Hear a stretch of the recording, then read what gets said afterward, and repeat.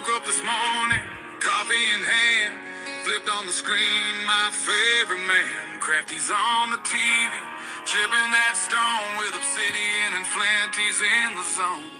He's shaping the future with a hit and a crack, building the legends, ain't no turning back. With every sharp edge, he's teaching the way of the ancients who thrive back in the day. Crafty on the TV, talking that smack, stone carving dreams, never looking back. From Texas to Vermont, Crafty studies us, chisel in the past, building futures for us. Wielding the hammer, he's steady and strong, crafting a world where we all belong.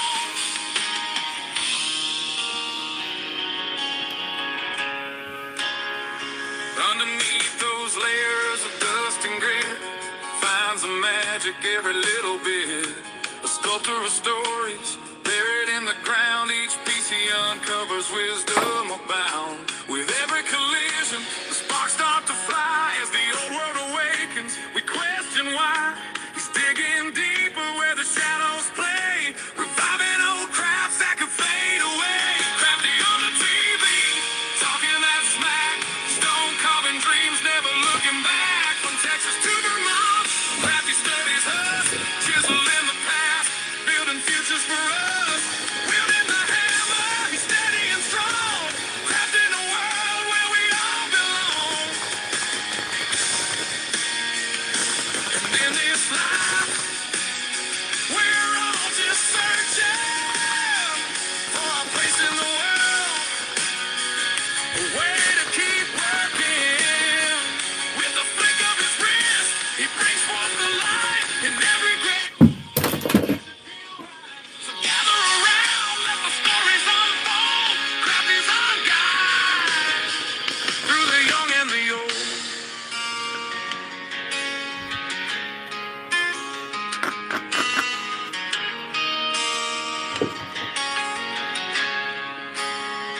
With the sun rising high and the day moving on, Crafty carves dreams till the light is all gone. He's shaping the future one chip at a time. With every creation, he's keeping the rhyme. From the heartland of Texas to the mountains of green, the legacy lives on through the stonework unseen. With every perspective, he's showing the way. Crafty keeps going, come whatever may. Crafty on the TV, talking that smack, stone carving dreams, never looking back. From Texas to Vermont, Crafty studies us, chisel in the past, building futures for us.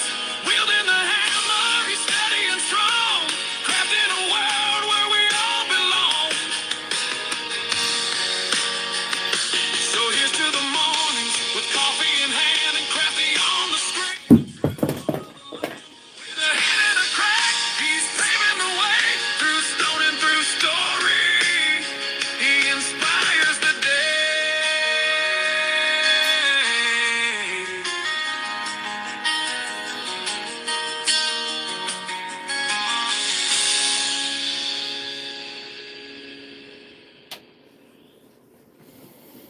Hello, hello. Let me know if the sound is good or if I don't have any sound. I'm going to check myself. Hey, Bushy's here. Frodo Joe. Let me know if the sound is good. I keep dropping my phone. I got to figure out a way to hold this phone while it's playing the theme song. Yeah. I mean, it's not dropping it on top of rocks or anything. But I'll be napping with natural tools today. We got a lot of people watching already and haven't done anything yet. So I'm going to check the sound myself here. Hold on. Sound check. Yep, sound check is good. All right. So what do we got? We got some heat-treated Flint ridge. I'm going to try napping with natural tools.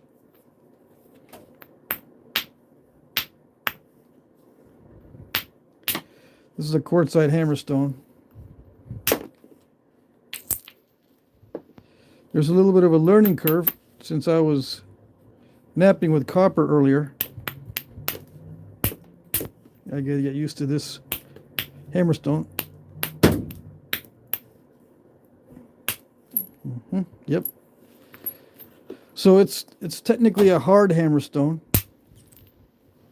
right? But it can still work on these soft materials. Usually what is recommended is a soft hammerstone on soft materials like heat treats. But I like using the hard hammerstone on everything and just getting used to it. That way I don't have to be dealing with too many different tools. Each tool requires a learning curve to get used to it. So if I use different hammerstones, they're going to weigh different weights. They're going to be different weights.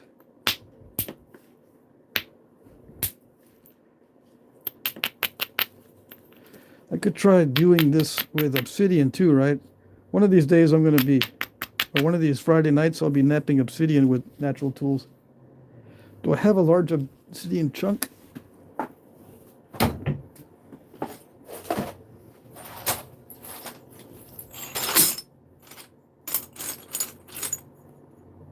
I got some Obsidian.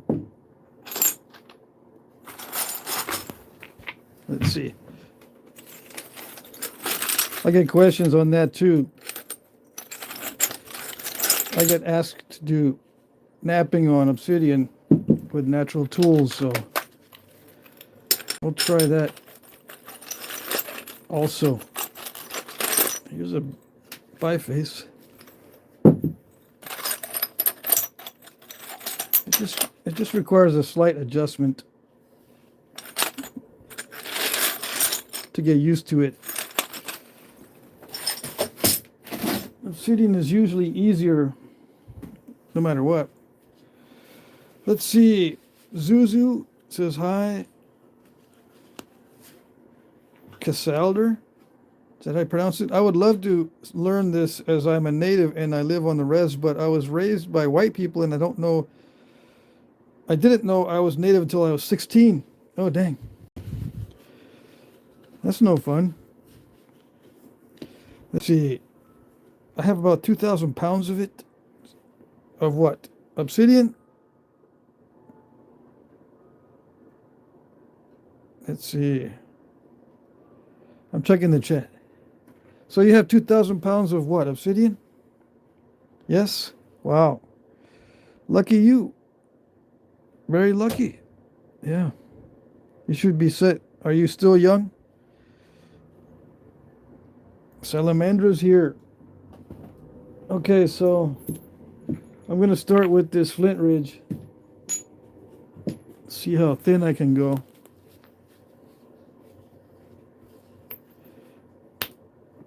With the hammerstone. I'll do some of it with Antler as well. I'm just trimming it now. Someone else did this preliminary work.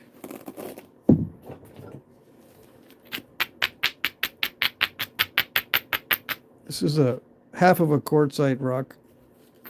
Quartzite river rock. If you crack these in half, they make good abraders.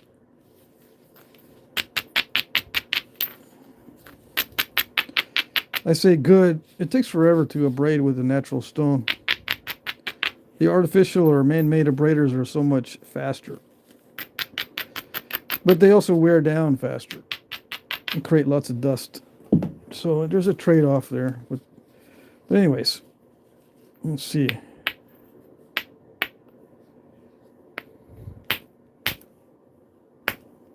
If I cannot get a long flake, I'll switch to Antler. The hammerstones are good for trimming. It doesn't feel like I'm going to be able to get a long flake easily. Yeah. So instead of risking it, let's try the Antler. I think that's a white-tailed deer. Well, that was good. Unexpectedly good. I mean, it took too much off, but it was still a good strike. Yeah, hold on. That's better.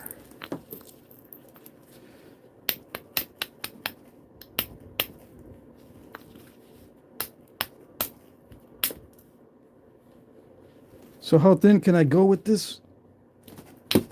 I can usually get a 4-to-1 ratio and then do a final thinning to 5-to-1 with natural tools without any prior practice. You know, just using my muscle memory. If I practice a lot, I can get it thinner than 6-to-1, down to 7-to-1 or something within a day or so. But I haven't checked it lately. The more you knap with these natural tools, the thinner they get.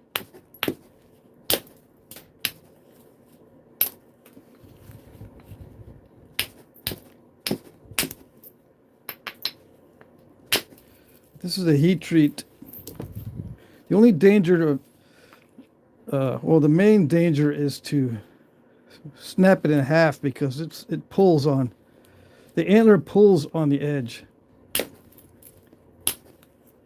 more than copper, which can be good, but it's a little bit too grippy. So you got to be careful about how you abrade. Come on. Yeah, too aggressive and it take off too much of the edge. Let's see.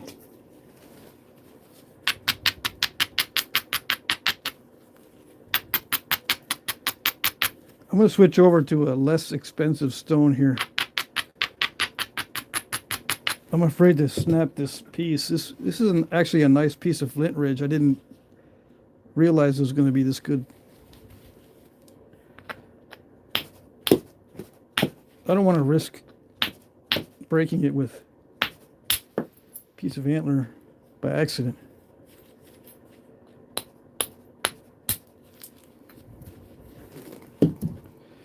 So yeah, natural tools don't give you much of an advantage. Sometimes you can get longer flakes with natural tools, but again, it's a learning curve. You can't do it right away. Yeah, see, that should have gone further.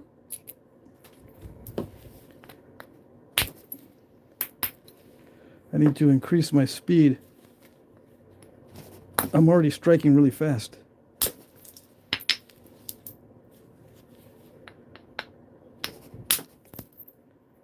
That one traveled okay. Yeah, sometimes you can get longer flakes with antler because it absorbs a little bit of shock and it's kind of springy. So it'll absorb and then it'll spring back and push a little bit more than copper.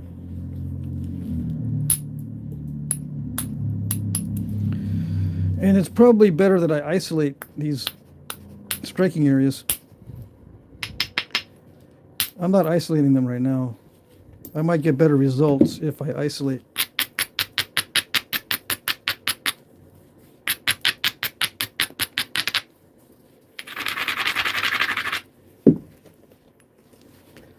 All right, let's see.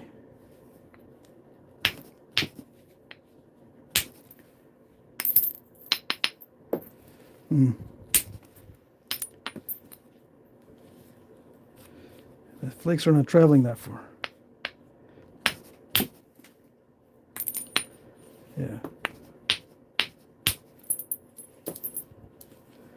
All right, so I'm not going to nap on this anymore. I'm going to, if I do, I'll risk snapping the whole thing. I'm going to switch over to a different stone that's not as expensive as this stuff. Come on. Yeah. This wants me to be very aggressive with it, which is not really that desirable because it can snap in half. Yeah. But let's see how the edges look. Yeah, kind of wonky. All right. Let's see. Last time I was going to knap these two pieces. So let's see. Let's try this lighter color first.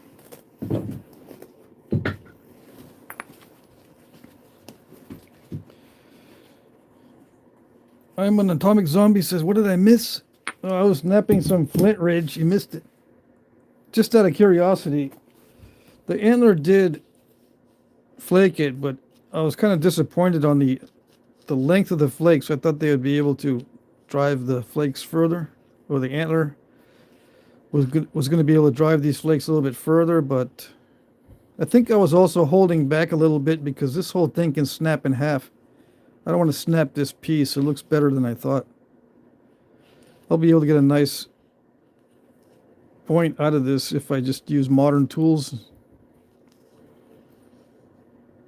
This is expensive, right? I said that already. All right, so I'm going to try knapping this.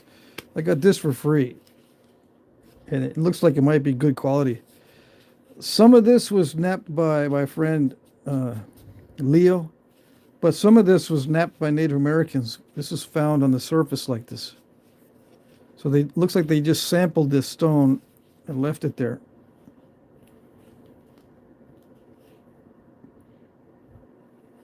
Yeah. So there's good questions. Let me see.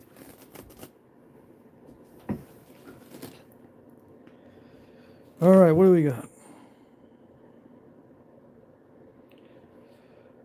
I would have to learn this as I'm okay. Let's see. I read that one already.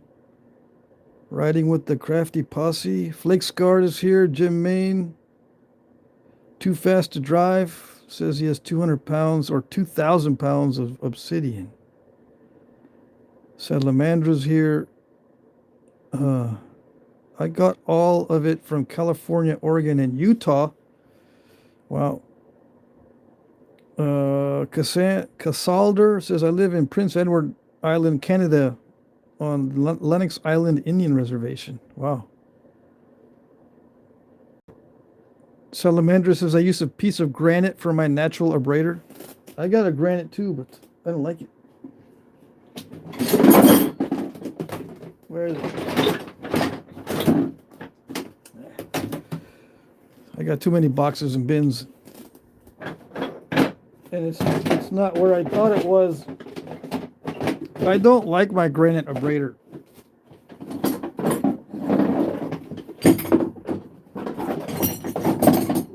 Yeah, I don't like my granite abrader because it's not abrasive enough. Let's see. Your abrader is as hard as a rock. Yeah, I used this cracked in half piece of quartzite.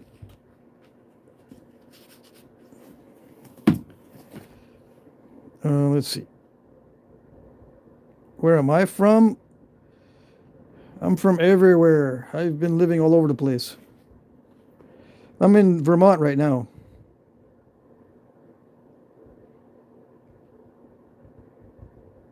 Okay, so 90% of his obsidian is cut into slabs right now?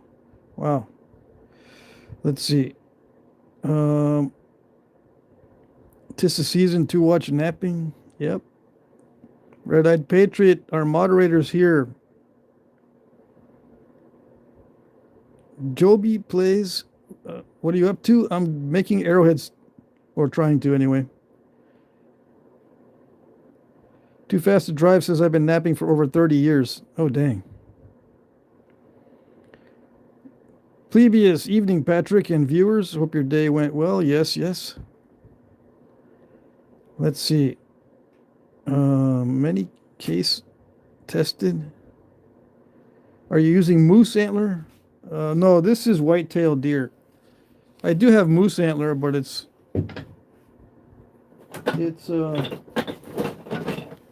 pretty worn out. The skull, part of the skull is still attached, so I can use it. This is moose antler. I use either side for percussion. Yeah. But moose, I don't like moose. It's too brittle. It breaks and cracks. Let's see. Ricardo says, can you please explain what is 4-to-1 or 5-to-1 ratio? It's the width to thickness ratio. Like if it's 5 inches wide and 1 inch thick, that's 5 to 1. Easy. 5 inches wide, let's just say for pretend. 5 inches wide by 1 inch thick, that's 5 to 1 ratio, as an example. But I do that measurement in my videos with millimeters. Makes it easier to divide in case, there's odd numbers. Let's see.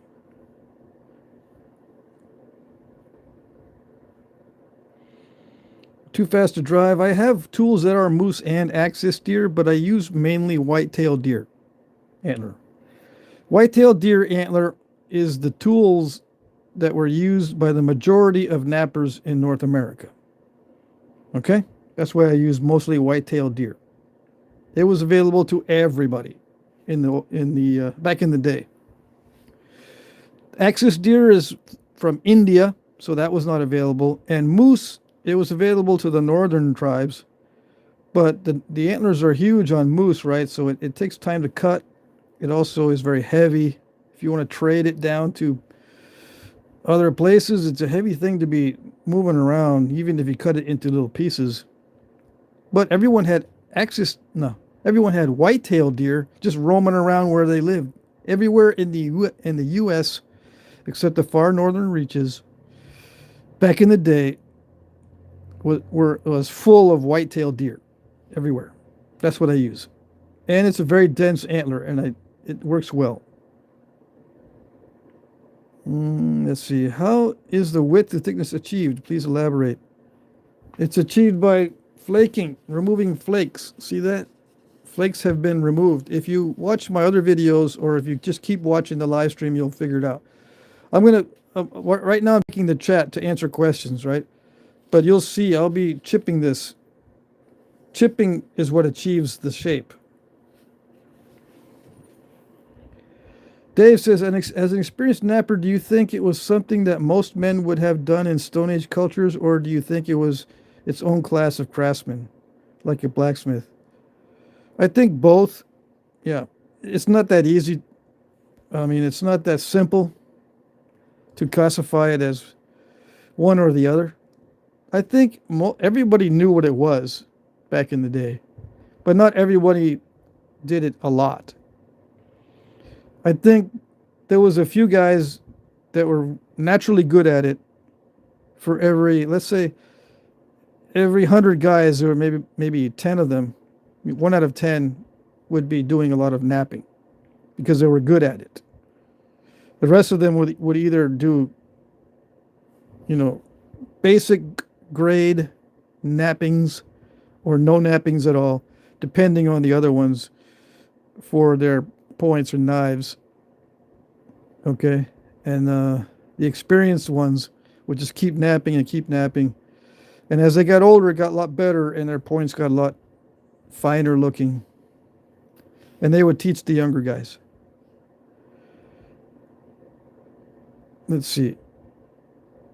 Hey, Jim Cooper's here. Too Fast to Drive says, I'm in Florida now if anyone wants to break some rock. Awesome.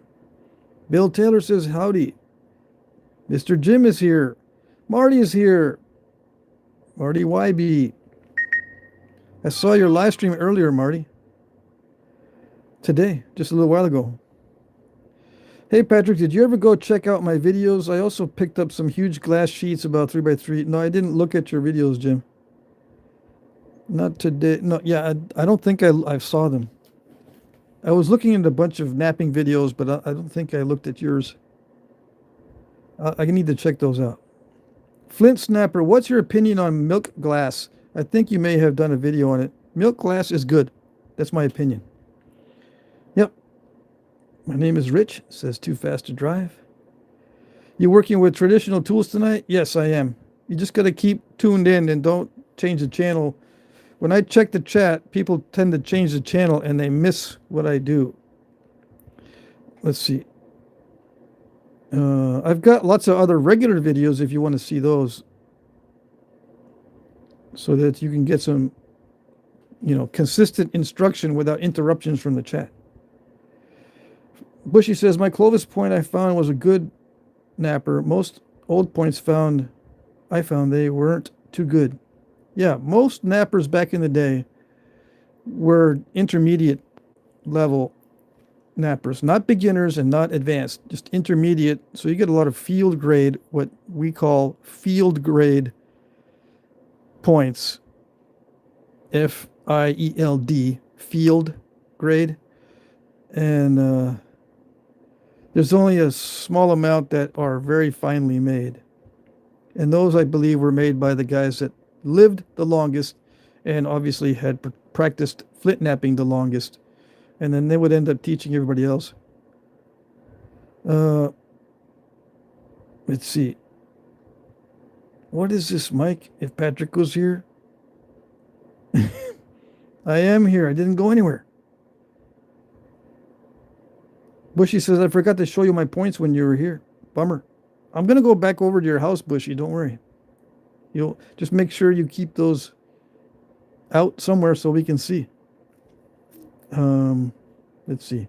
You shared some wisdom, Mike. Where is it? I don't know. Okay, let's get back to this. So this was picked up on the surface. It looks like Native Americans sampled this, took some flakes off, maybe stashed it, and then we found it later on. Yeah. This was found in Texas, near. This one was found in Texas near. What is it? I can't remember the name of the town now. I don't know. Central Texas, between Fredericksburg and Fredericksburg. It's just west of Fredericksburg. That's where you find this. I can't remember the towns. Anyways, let's try this.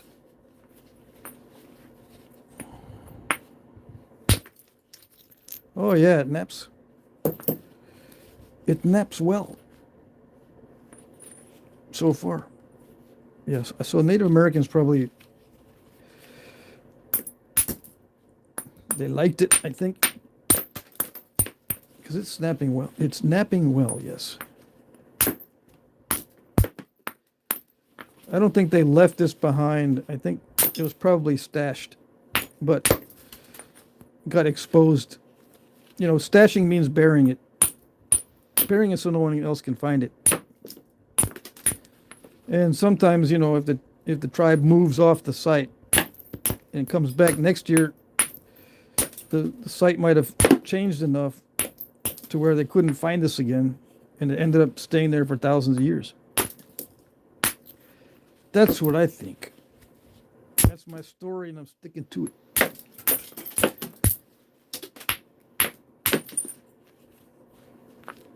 Yeah. So this is how it's achieved. This is how the width to thickness ratio is achieved, by chipping.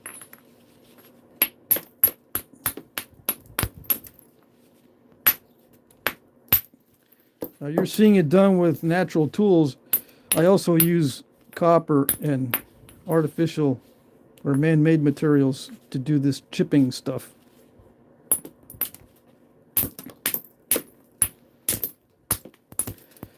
So in order for me to work on the biface, I've got to create a lot of small flakes.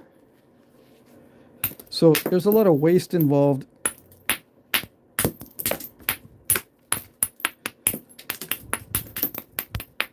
And some people don't like seeing that.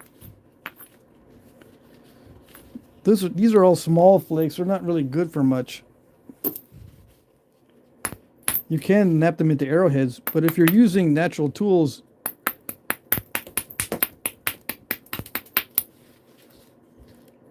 you lose more of the edge when using natural tools than you do with copper, for instance.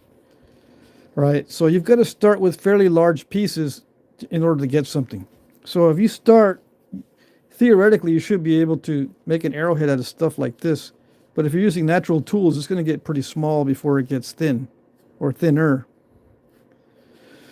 So you got to take that into consideration. It's just a matter of physics that the natural tools will remove more of the edge. It's because the surface area that's being used to make contact is larger. in most cases because it's weaker than metals. Yeah. So metal allows you to concentrate the force a lot better. You can't use a pointy natural tool because it'll break. But you can use a pointy piece of metal and get in there and concentrate the force. I'm going to try to preserve as much length as possible.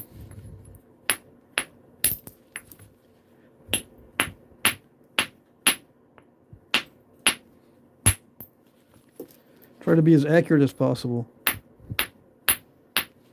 But it's not easy.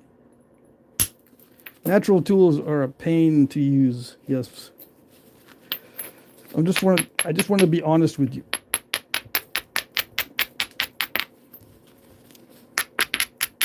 There's a lot of internet culture surrounding the natural tool game, so to speak, and most of it is wrong.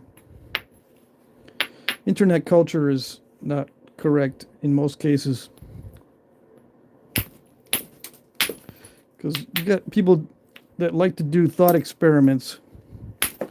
And unfortunately, the thought experimenters are the ones that inhabit the interwebs more than anybody else. So their ideas get propagated more than anybody else's. You got to actually do it to know.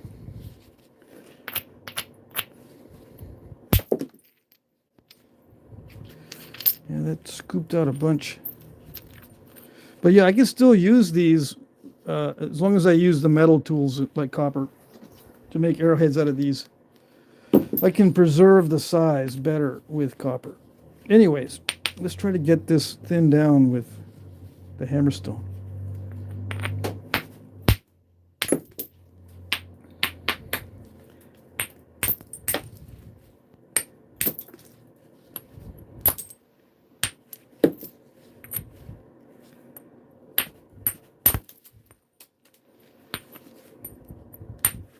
And yeah, I'm using a hard hammerstone.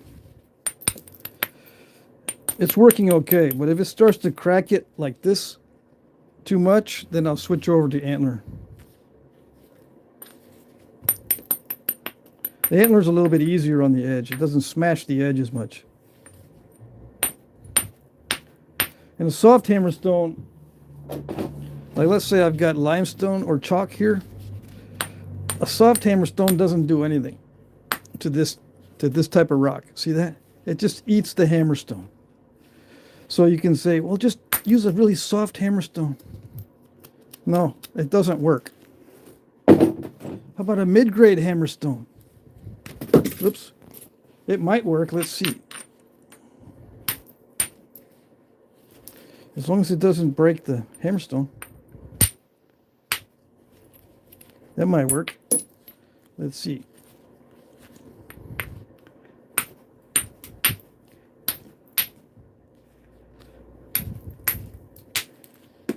Yeah, it's not too bad. It just doesn't drive the flakes very far. It's a light. The softer the hammerstone, the lighter it is. And when that happens, you got to strike faster to get the same amount of force, which reduces your accuracy and increases the chance of breaking the hammerstone. The internet thought experimenters, they don't recognize that a lighter hammerstone, a softer hammerstone is lighter.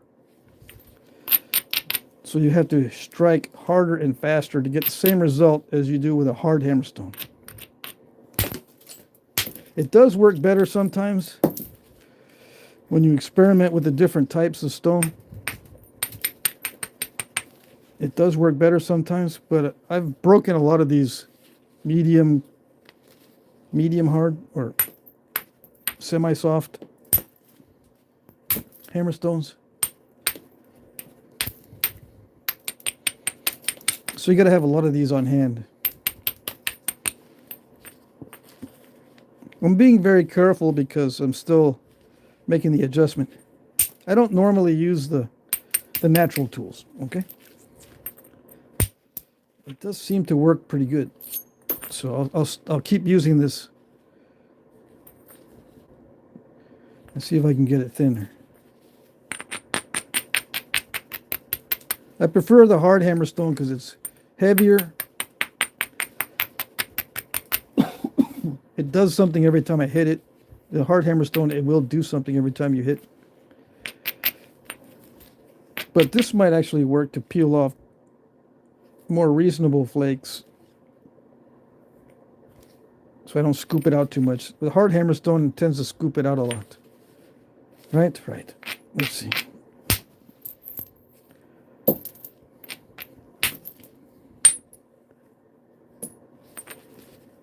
I can also abrade with the medium hammerstone.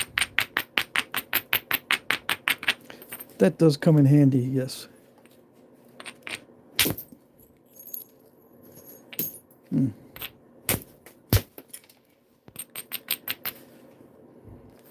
Okay.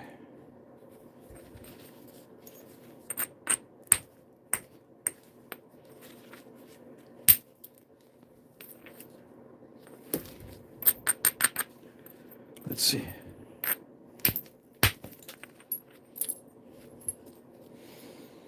A lot of you guys are new. If you watch my other videos, you'll see that I normally go faster than this as far as thinning. It still does the same kind of thing as the copper tools. See that? A little bit of a too much taking off the edge there, the little bite and the secondary flake. But it's okay. This is free stone, yes. My friend Leo was gracious enough to give this to me. Harper, Texas. That's it, Harper. And yeah, this is a tough raw stone, but it's not that tough. I would consider this a mid-grade chert as far as quality goes.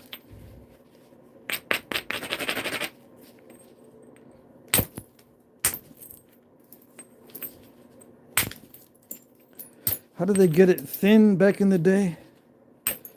With lots of practice and finding out what tools work. Hey, Tommy Anderson, $5 super chat. Thanks for the great instruction, Patrick. Oh, you're welcome. In between the fussing, you mean?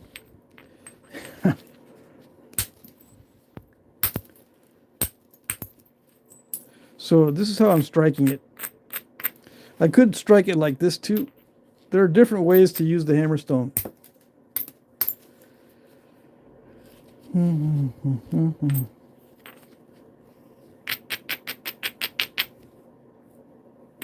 afraid to hit that. I still got to get some of that cortex off, but I need to get rid of some of this mass here.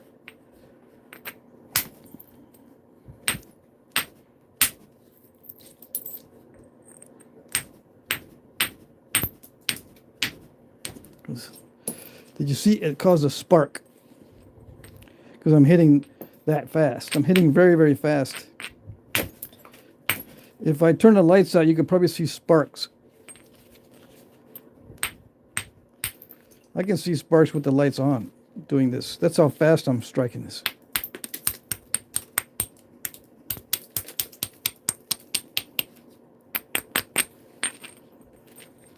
All right. I can probably get better results with the Antler. Yeah. Let me switch over. This is working pretty good as a braiding stone on this material. Let's see.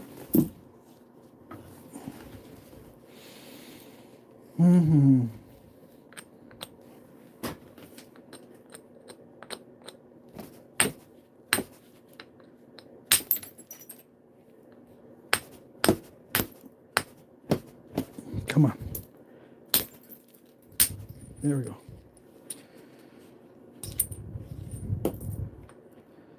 I can kind of peel those flakes off with the Antler. I can feel it grip it. Yeah. The hammerstone doesn't grip like that.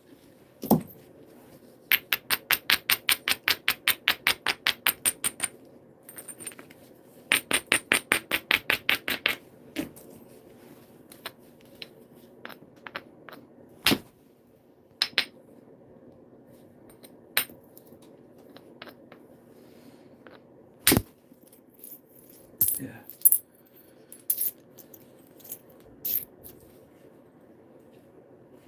So I gotta make sure this doesn't get all pitted. It's still relatively smooth, which is good. If it starts getting pitted, it does pull too much, or it strikes in weird areas. It catches some of the edge where it's not supposed to. If it becomes really pitted. There we go.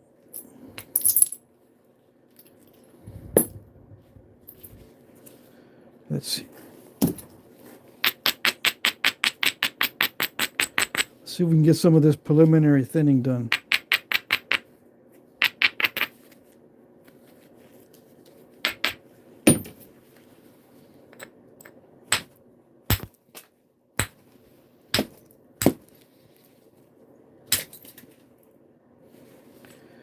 Well, that did not work.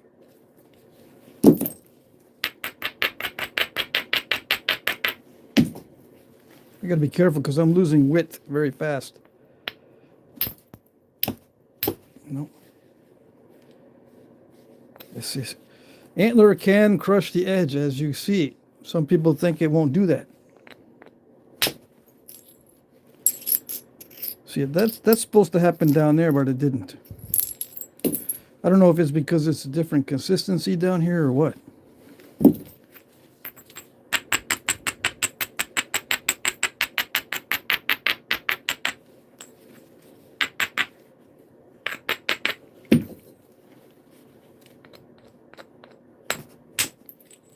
When I do this, I'm checking to see how grippy it is.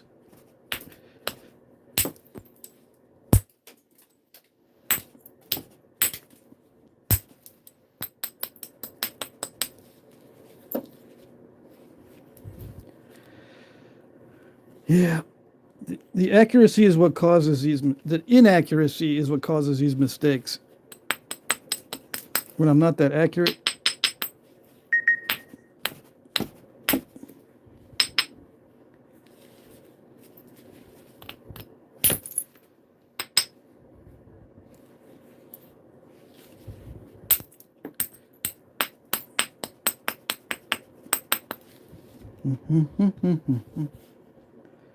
Let's see. I'm going to leave it thick in the middle for now because I don't want it to snap in half.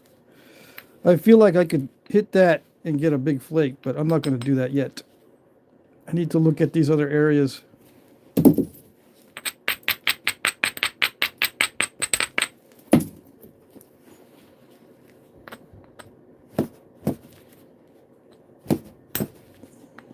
I don't want to hit too hard. That's why I'm missing.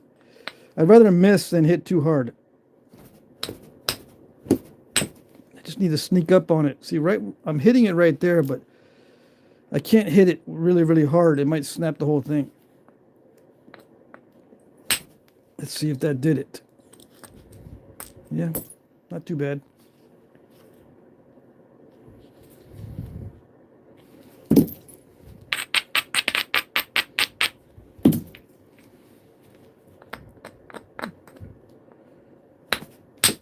Let's see. Nice. Is that how they used to flute these things? Yes.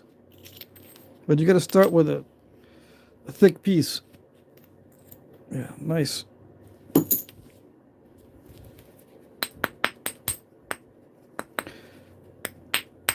They used whatever they could, whatever technique they could to flute these or to thin them from the base.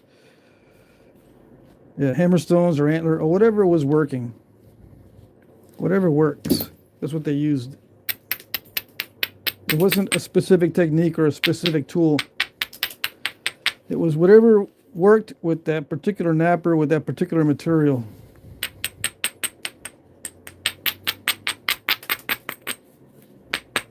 And you can achieve the same kind of flake with a hammerstone as well as with antler or bone.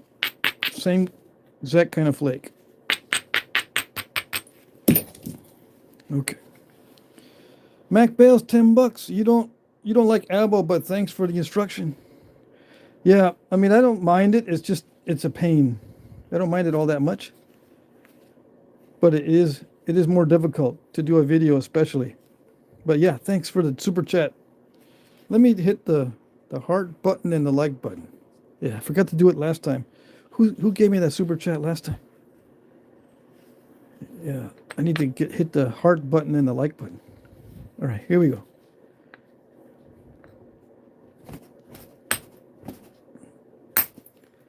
No, that's not going to do it.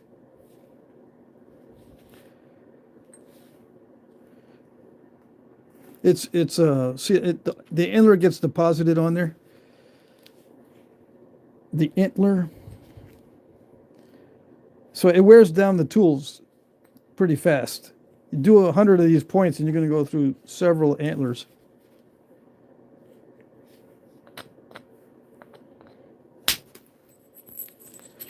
Yeah, that was good.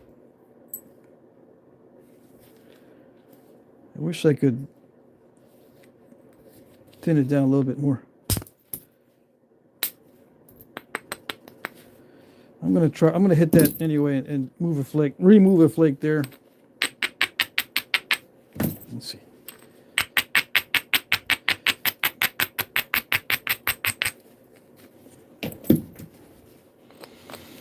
See if I can get this one to travel. Yeah, it's gripping enough, so it should work. No. Yeah, I'm asking for too much. I smashed it. Oh well.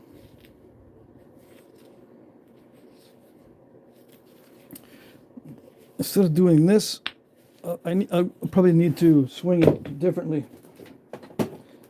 I could try this, a heavier percussion tool. See if that makes a difference.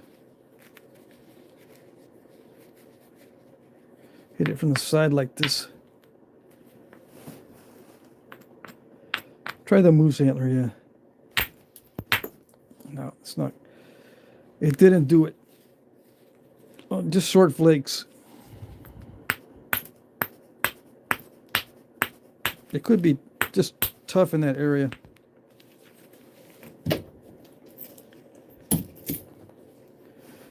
Let's see, what else can I use? This is a little bit heavier. Oh. This one is larger. I could swing this one a little bit faster, but the accuracy is not that great. Yeah, that's the problem.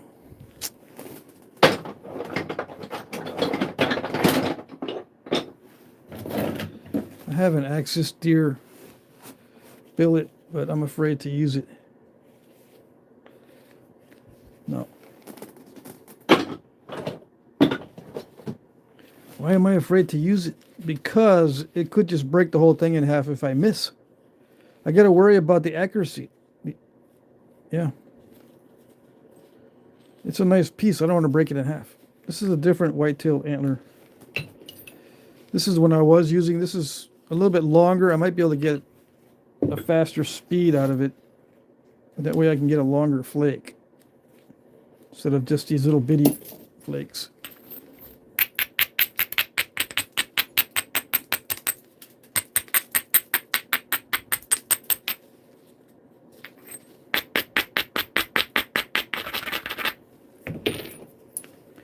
Let's try that. Let's try this. Yes. Or swing it. Let's swing this. Yeah, I need to fix that. It's not ground down in the correct way for this type of hit. I just quickly ground that down the other day, I guess.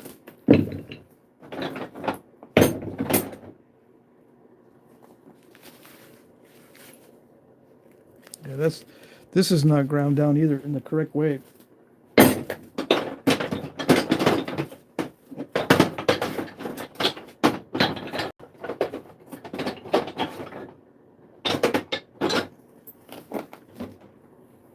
that's it. Those are my choices.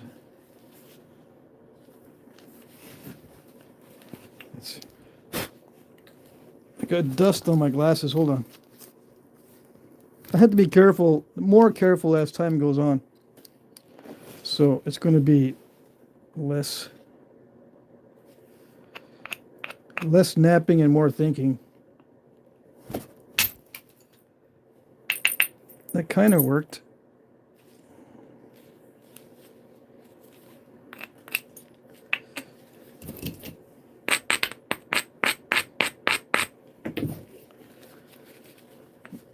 I am able to swing this faster. Yeah.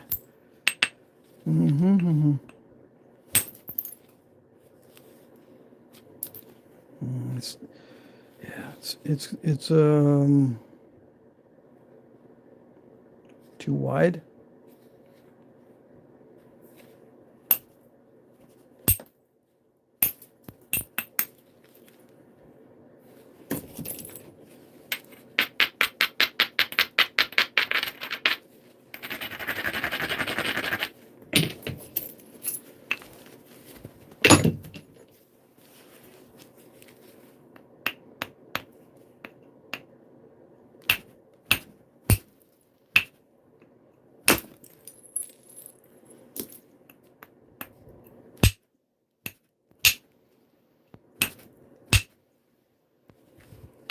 Come on, you're almost there.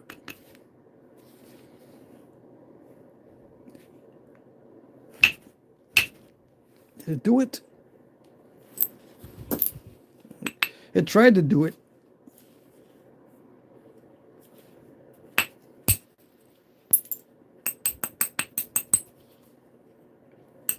Tried to do it there too, but it's too wide. Yeah. Yeah. For my skill level.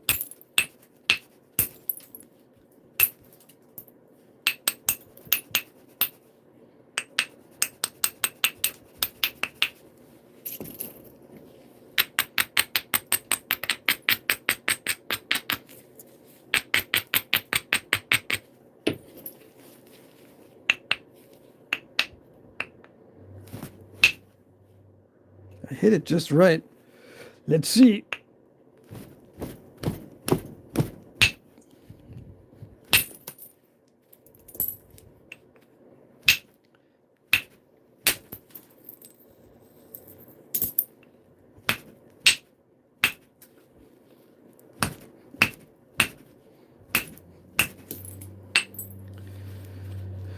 I don't know.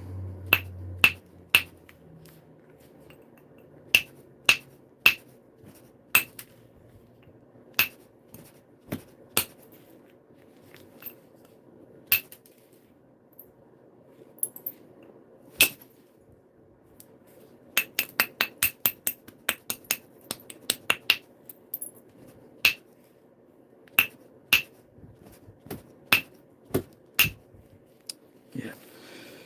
Okay. It needs to be heat treated. Yeah. If I'm not having success getting it thinned down, it means that I need to heat treat it before I can go on. Yeah. Pretty typical of this kind of stuff. All right. And I'm not making that up. That's what I normally do. What's next? Let's try this.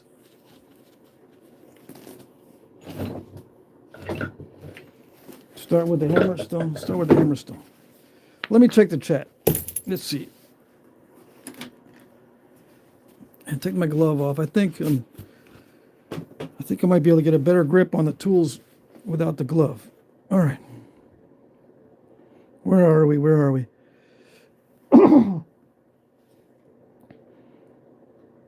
Killer Cork is here. What is this? Oh, I pushed the wrong button. Okay. I wonder if you could change the amount of support to get longer flakes with the Antler. I really like squeeze and backstop. Like really squeeze and backstop with your palm. I'm already doing that. Yeah, I'm already putting the maximum amount of force to support it. On all these strikes, I've got my elbow and my arm pressed up firmly against my leg. I'm holding this as stiff as I can. I'm not squeezing it too much, but it's backed up on my hand. And I've got a bone spur in my palm to show where it used to bug me, but now it doesn't. Right? I got a bone spur in my hand where I press it up against. So yeah, I'm holding it with the maximum amount of force. Now I could do this against my leg, but it won't do much. It won't do much good. Why? Because I need to have a little bit more mobility. On each strike, there's slightly different changes going on. If I'm backing up my hand against my leg, I don't have the mobility that I need to make these little subtle changes. It kind of is restrictive. So I put my hand out in front a little bit so that I can maneuver the biface. But I am holding it with the maximum amount of force that I can, but not squeezing it, just firm backing. As you can see, when I hit, you don't see this going like that, right? You don't see my hand going, I don't think. My hand doesn't move at all because I am using a lot of support. It's just, it's tough material. Even if I was using copper, it'd still be tough material to run a long flake on.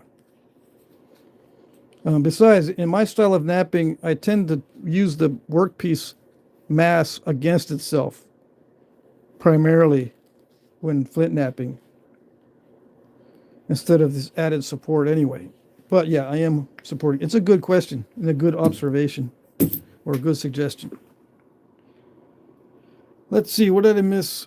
Oh yeah, where's my phone?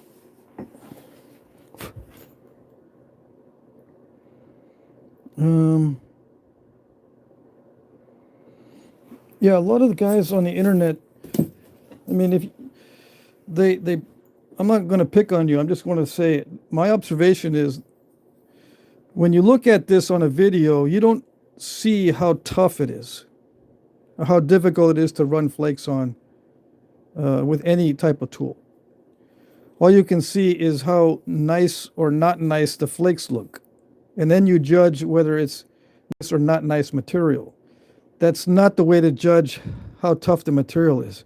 Just because I got good flakes on it doesn't mean that it was nice knapping. Doesn't mean that it can't crush. It doesn't mean that it's easy to flake if I get nice flakes. No. This is tough material regardless of what I'm using. Okay, it's raw. Raw chert from wherever town that was. I already forgot the name again. Harper. Raw Harper, Texas chert. Tough. So without knowledge of how tough it is, trying to judge whether I should use this technique or that technique doesn't work. Because you don't know how tough it is just by looking at it in the video. Okay? Right. Just for you new guys. Lots of new guys in the chat. Or also watching.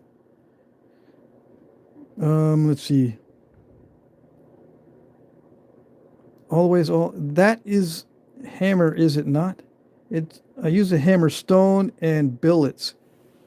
This is an Antler billet. And the hammer stone. A white-tailed deer antler. I also have some moose antler. Okay, those are the two types of antler I'm using. Let's see. Use the tools, the ones you got. If you have a small hammer, use it a lot or hit a lot. Yes. Tommy is correct.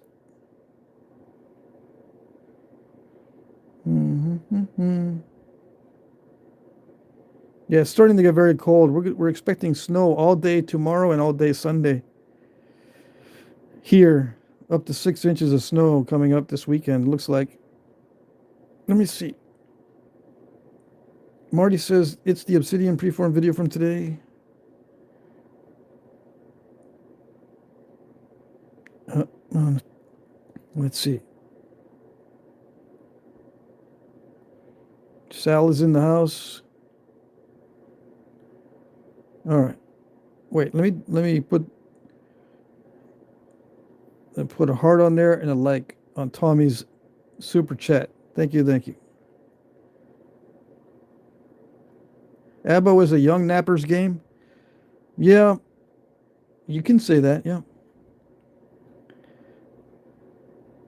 you can't get good at it until you get older, though. Unless you spend all day doing it, and then somebody's going to kick your butt in gear and say, "Get out hunting. Stop messing around with stones." Let's see. James says, "I imagine there are good methods and techniques and bad practice. Being a beginner, I just would like to make sure I'm getting started with good habits." Yeah.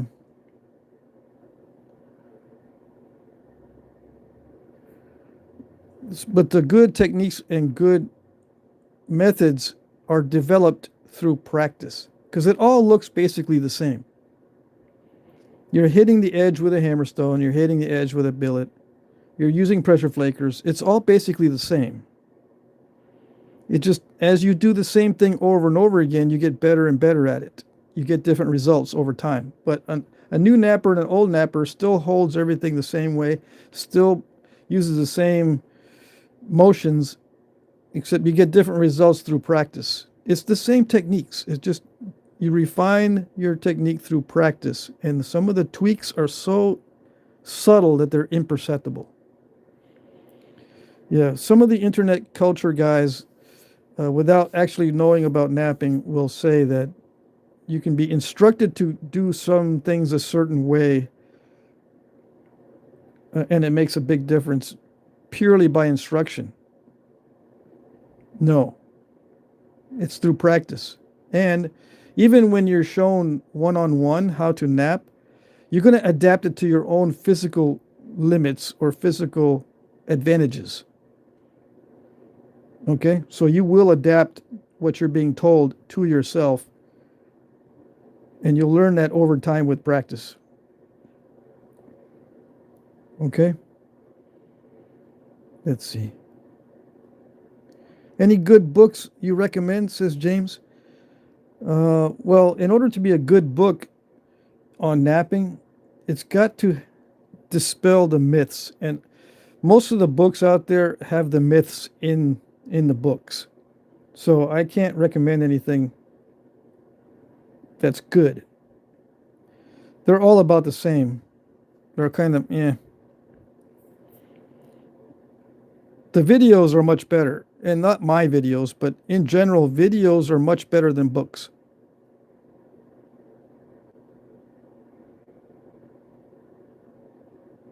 And also, a lot of these books are written by people that just want to make a quick buck. So they know what you want to hear, and that's what they write down. It doesn't necessarily help you in your flintnapping. What material am I using tonight? I'm using Harper, Texas chert, and it's usually tough chert. It's not the nice chert, if that's a thing. Anyway, hope this is kind of more of a root beer color, so maybe this will nap a little bit easier. I don't know. We'll see.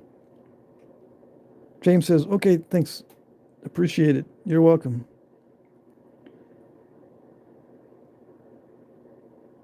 Let's see. What's the best way to get started, says James? The best way is to start on glass. That's the best because it's available for free. It's not the safest because glass is extremely sharp. If you have the ability to buy rocks, just go online and buy some rocks. But I suggest going to a nap-in if you can. Most guys cannot. So the best way to start is just chip glass, just to get used to the idea. Native Americans use glass too as soon as they got their hands on it. So don't think that the Native Americans didn't use glass. And then you graduate to other things. You know, you're going to get sick of glass after a couple of weeks. So just try to switch to something else.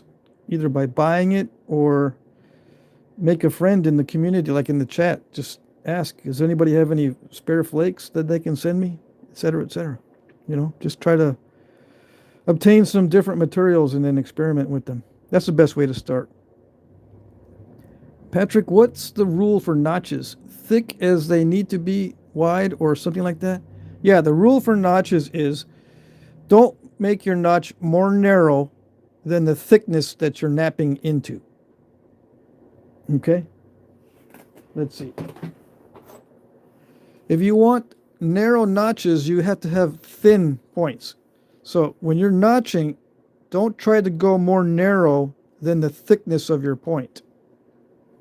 You can get narrow notches if you have real thin thinness. Like, let's say you're practicing notching and you get a thin flake. You can do a pretty good notch on a really thin flake. But are your arrowheads that thin? If they are, then you can do the narrow notching. But notches, if you want them more narrow than the thickness, you're asking for trouble. You can make them wider than the thickness, and that works pretty good. But to make them more narrow than the thickness, you're asking for trouble. Okay. Let me see if I can start to reduce this one down. I think I've caught up with the questions. Let's see. Maybe, maybe not. How long do you heat treat it for? It varies by the stone, but this type of stone, I'll probably heat this to 375 degrees for 4 hours. Fahrenheit. 375 degrees Fahrenheit for 4 hours. That's what I would estimate, because I've knapped and heat treated this stuff before. I think that's what it is. If I don't know for sure, I'll start at 300 degrees Fahrenheit, heat it for 4 hours, let it cool down slowly, knap it, see if it naps. If not, I'll stick it back in and crank the heat up the next time to 350 degrees for 4 hours, and then let it cool down slowly. Try napping it, rinse, repeat with 50-degree increments each time I try it. You can heat a stone many times, the same stone many times, and it won't hurt it. Okay? You can heat it many, many times and it won't hurt it. It might break up if you heat it too much. That's a risk you're going to have to take. Yeah. All stones are slightly different, so if I tell you a certain heat to heat it to, it might be just a little bit too much for your stone and ruin your stone. So you've got to, back off a little bit from what I tell you. Experiment with it. And if it doesn't heat at a lower temperature than what I told you, 375, if it doesn't do anything, you can increase the temperature. Yeah, but I would start lower. I would start at 300, experiment with that and see if that worked, and et cetera, et cetera. I cannot give you a specific heat because there's no specific heats for anything. It's all different. It can be slightly different. It could be a lot different. Let's see. What else? What else?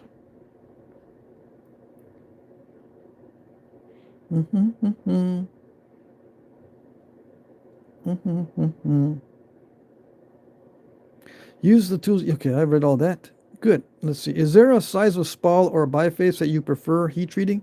Yes, there is. I prefer to heat treat flakes. And you know what those are. Just flakes. I prefer to heat treat flakes. Spalls, I recommend less than ½ inch thick. It can be any size after that, but less than ½ inch thick. Now you can heat stuff that's 1 inch thick or even thicker, but that's something that professionals are doing. But because they've been in the game for a while, they understand which stones will be able to be cooked when they're really thick, like Keo cook and stuff like that. But if you're new, make sure that you don't cook or heat treat anything thicker than 1/2 inch. Okay? All right. You ever work with Obsidian? Yes, I do. I work with Obsidian. Should I do that next? Skip this one and work with the Obsidian? Yeah, I'll work with the Obsidian next. Let's see. Now, is the narrow as the thick rule serve as particular purpose or risk management? Well, it's two things. Yes, it's risk management, but if you look at artifacts, you'll notice that trend also. They don't make their notches more narrow than the thickness that they're knapping into, for the most part. Okay? If you look at the artifacts, just examine the artifacts and look at the trends, and you'll see. I think they were practicing risk management as well. But there's two things. It's not just risk management, it's the ease at which it can be done. All right? It doesn't take much skill to make the notches wide. So that's what they did. You know? Okay. Let me see. And that's probably why not a lot of these points are not notched. You know, Clovis doesn't have notches. First views, extremely well made, don't have notches. All the Cody points, the Edens and the Scottsbluffs, they don't have notches, neither does Dalton. A lot of points actually don't have notches. And I think it's for the reason of not necessary or too difficult or something like that.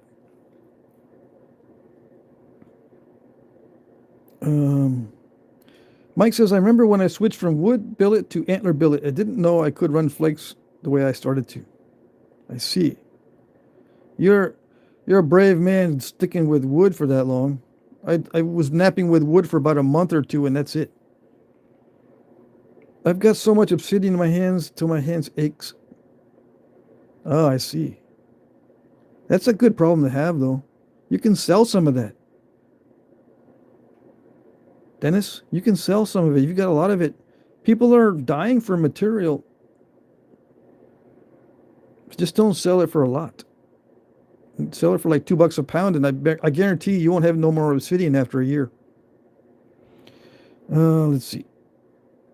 Is $2 a pound cheap? Well, it depends on your material. It is if you got a bunch of rainbow. Yeah, that's a little bit too cheap for rainbow. But if you got regular obsidian, it's not too cheap. Just look on Facebook and see how much those guys are selling it for, and then sell it for less than that. If you want to get rid of your obsidian and, you know, pay off some debt. Never broke a Dalton on the notching stage. Nope. The power of a triangle is strong, yes. All right, I caught up with the chat. And I lost about, I don't know, 50 people watching. So let's work on some obsidian. See how that thins down. Yeah. I always start with a little bit of a braiding. Somebody else started this one. Whoever sent this to me. Was it James? Jim? I don't know. I didn't write it down, so I can't remember who sent it to me. It's just a regular obsidian. I consider this regular because there's a lot of this. It's kind of a banded obsidian. It's got some translucency. And it's like a mid-grade. It's almost buttery, but not, well, I don't know. It might be buttery. Let's see. Anyway, let's try to see what this does. Oh, yeah. So much easier. Let's see. Is it translucent? Yeah. It's got some banding in it, too. Nice.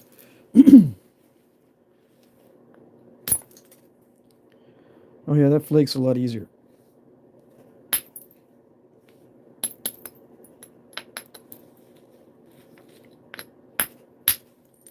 Yeah, see that?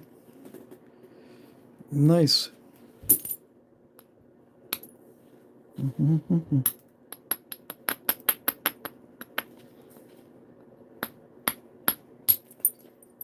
It's so nice when it cooperates. Now watch me snap it in half. For the next trick, I'm going to snap it in half.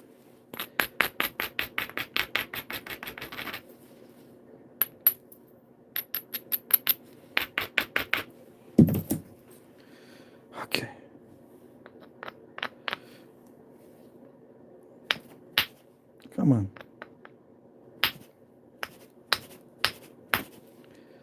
I'm holding it stiff, okay? So it's not going anywhere when I hit it. I'm trying to get a long flake, but it's not wanting to do it. Not with that edge. I think I ground it down too much. Let's try. I don't want to try it directly in the middle because it could snap in half. Let's try it down here. This edge is not ground down as much. Well, actually right there. This one's too steep. This one's a better edge. It's not ground down as much as the one up here. So it might grip a little bit better. Okay, I will stop talking.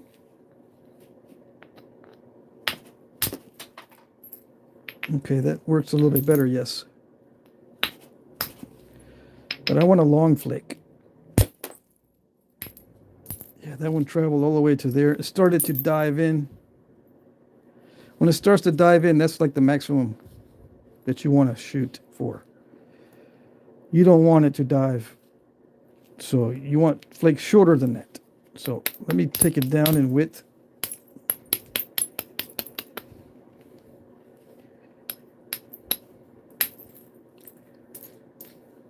Let's see how this goes. No. And I'm not pushing it at all on the surface because with Obsidian, pushing on the surface can stop the flake. Yeah. It can and will stop the flake if you pinch it too hard. Just touching it, barely touching it is okay, but I tend to separate my fingers so the flakes can run freely on Obsidian. On other rock, it doesn't matter too much.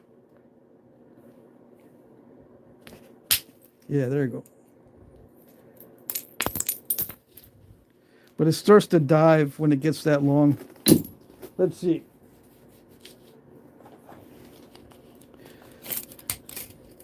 So what I mean is, see that 2-inch length? I don't want to be shooting flakes that are 2-inch over 2. I mean, let's see. It's still pretty solid at 1.5 inches. So I don't want to be shooting flakes longer than 1.5 inches. So maximum width is 3 inches, or I would say 2.5 would be maximum width. So I can guarantee or almost guarantee that I'm going to go past halfway, so it'll actually thin down. If it starts to dive like that, you could cut the whole piece. Believe it or not, a dive can cut the whole piece. Or it leaves defects that you can't get out later. So even if you run a long flake, you got to make sure it's not going to dive. And some Obsidians you can run long flat flakes, and some Obsidians you cannot. This one is like in the middle range, where it's between needing a lot of convexity or not needing any convexity. It's in between those. Some Obsidians you don't need hardly any convexity at all. It'll still run a good flake. This one needs a lot of convexity. Yeah. All right, so that was relatively flat. It still ran pretty good. So it's like a medium range. All right. I will try to stop talking. I'm annoying myself. Let's see. Come on. This is ground down too much. Yeah. How do I take care of that? I just need to knock off the edge.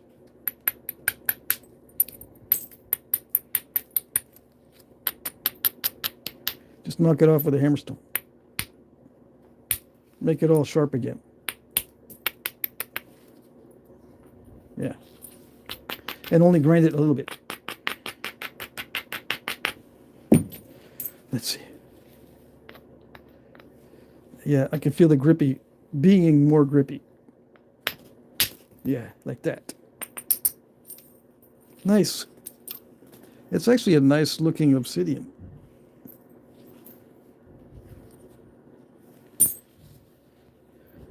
Yeah. But it's dicey, you know. Everything's fun and games until you start thinning it. It's ground down too much right there too. Yeah. So you just knock back the edge and make it sharper. And just a little bit of grinding and then strike it again. Yeah, that's more grippy. I can feel that grip there. Yeah, like that.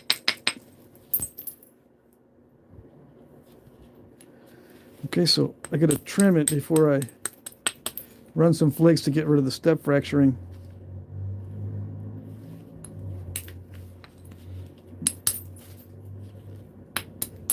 And I should repair the edge to make it look straighter.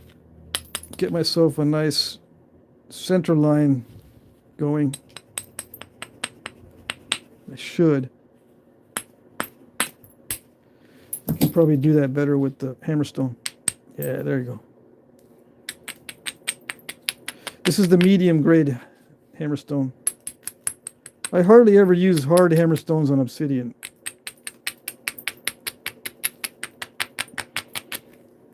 For obvious reasons. It just smashes it way too much, even though I like using the hard hammerstone. Let's see. Well, it's not too bad on this. Right? Or no? Yeah, it's not too bad. The hard hammerstone is not too bad on this. On some Obsidians, it will smash it a lot. Right? Let me see. This is not too bad.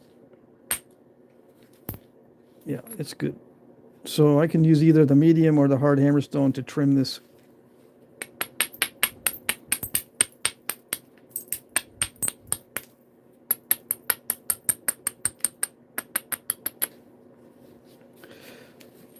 Am I getting a step fracture? Yeah, I gotta watch those.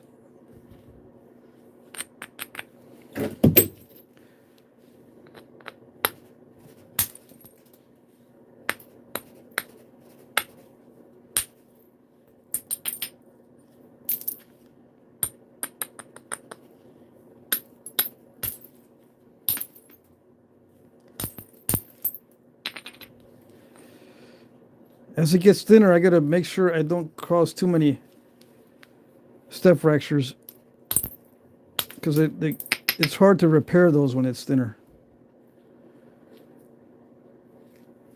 And if you look at these blades in the archaeological record, the large obsidian blades, they're not thin, they're thick like this. And that's for a reason. They snap in half way too easily.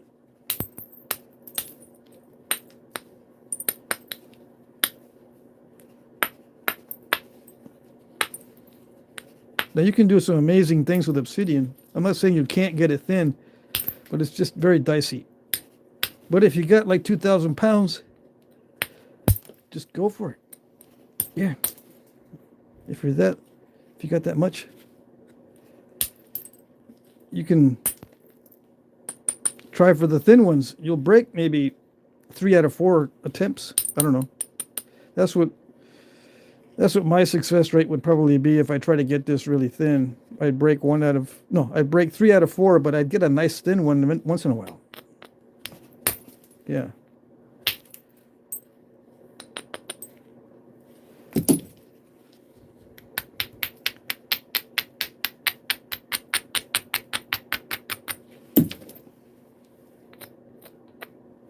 Come on. Yeah. All right. There it goes.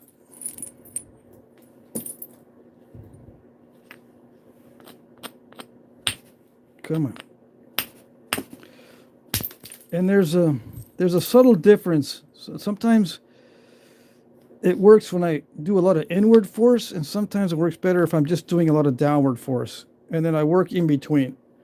Like, I'll start out doing mostly downward force, just brushing it like this when I first start, but then I'll change the angle slightly and I'll push in slightly to get more inward force. But I'll do that gradually.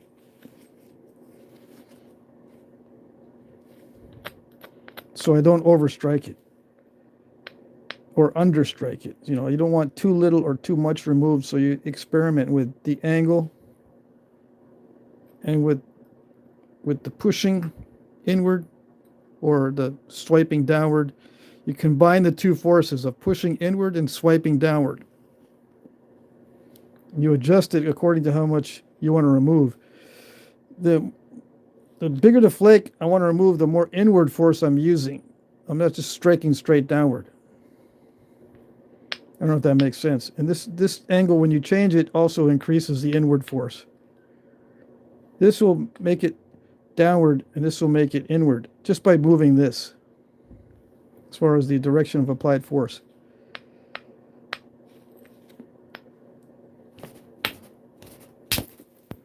So that was a lot of inward force, so I could get that long flake. But it does want to dive in, see that? So that I gotta watch out. Yeah. I cannot be taking big flakes, no. It wants to dive too much. But if I back off too much, it wants to crush and step fracture.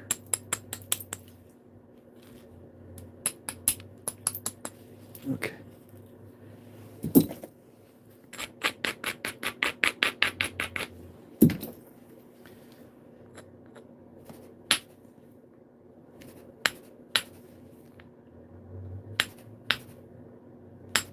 Come on. Okay. Did I ground it down too much?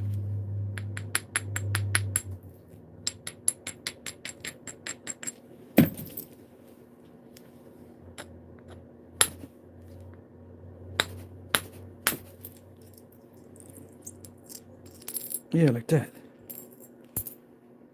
So yeah, just gotta go around and be very careful about the strikes. I'm not using any indirect percussion yet.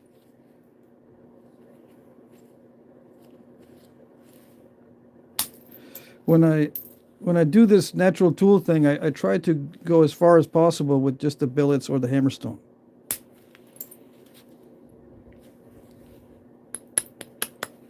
Yeah. It's because it's faster. With the indirect percussion, it wears down the indirect percussion tool a lot. And it's hard to find a long enough antler time.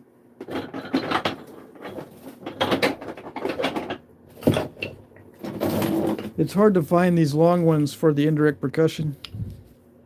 So I try to conserve these. So I'll do as much as I can with the hammerstone and billet before I switch over to indirect percussion. But I do use the indirect percussion with the natural tools. You just haven't seen it yet. Not tonight, anyway.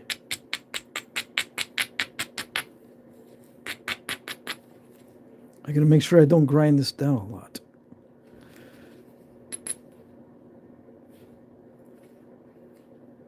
Okay, and I can use a smaller billet. You know, when this starts to get smaller, I can use a smaller billet to get in there and do smaller flakes. Where is it?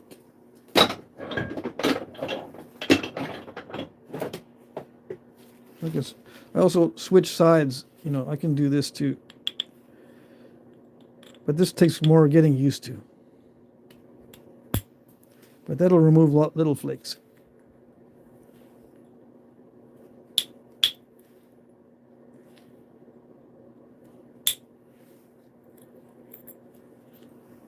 See that?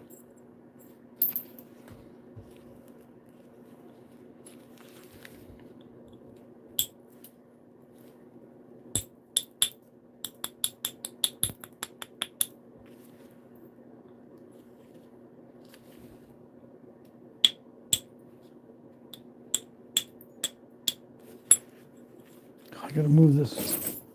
If I drop this biface on that stuff. So you can remove little flakes off the tip or wherever with a pointed billet.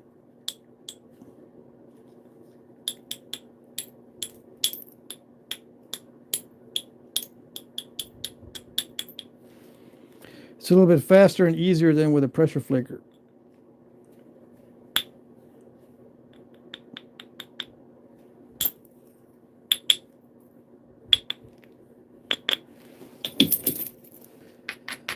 Like I'm going to try to run a little flake so I can catch that step fracture and remove the step fracture. See that one right there? I'm going to try to get a flake to run across there with this little pointed billet.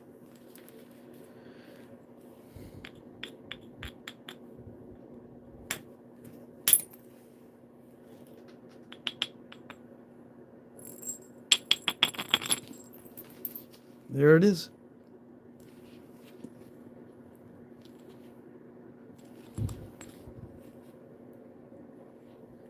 Easy peasy, huh? I wish.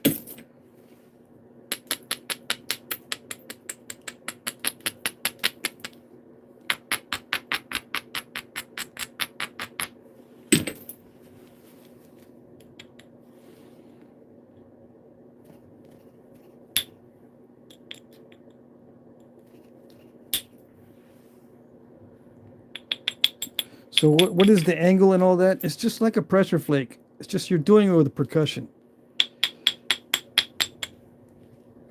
It's the same kind of situation. If I was pressure flaking it, it'd be the same angles in the direction of applied force as it is with percussion. There might be a slight difference, but it's not much.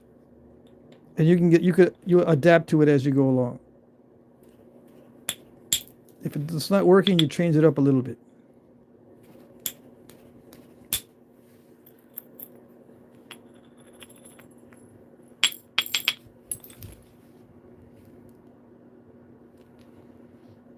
Now, when you do the final work on the edge, it is pressure, mostly pressure flaking. But percussion is less fatiguing. It doesn't use the same muscles. It's actually easier. Yikes.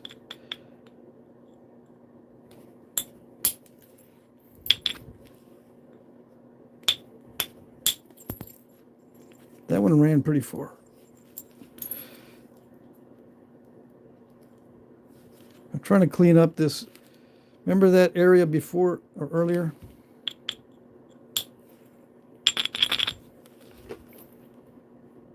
Yeah. And I can do this with the billet or indirect percussion.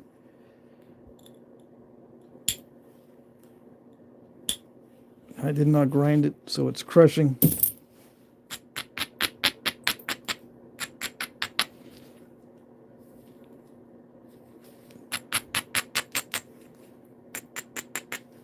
And on average, it takes longer to have the same result with natural tools. I have found out that it takes longer to achieve the same result with natural tools than it does with copper, because you do have to be a little more careful, and you also use more material to get the same results.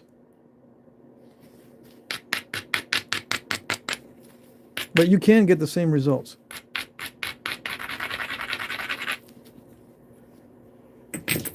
And you break more, yeah, with natural tools. That's just physics, because they do grip, they pull, and it's unpredictable. You got to stay on the tool tips and make sure they're not getting deformed or cracked or whatever.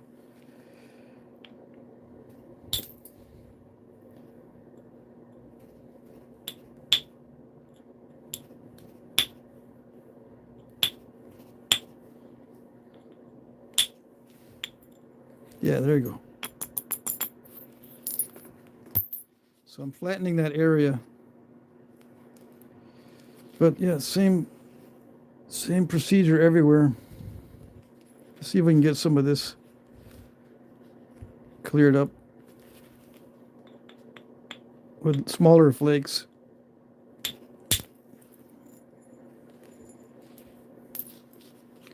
That one ran into it, but it didn't go deep enough. That's okay.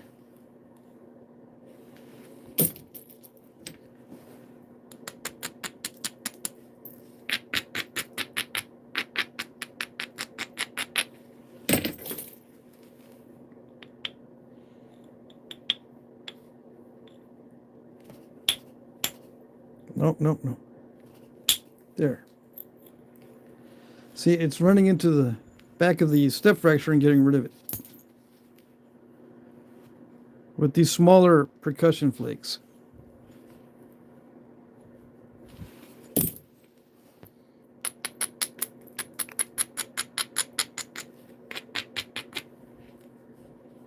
But I gotta watch it.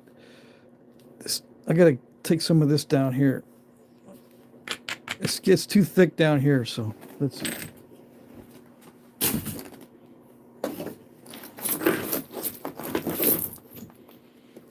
This gives me more accuracy, so I don't mess it up. Hitting the bottom can snap it in half easily if you're not accurate. So you gotta make sure we're accurate. Yeah, that's not gonna. It's dulled too much. Hold on.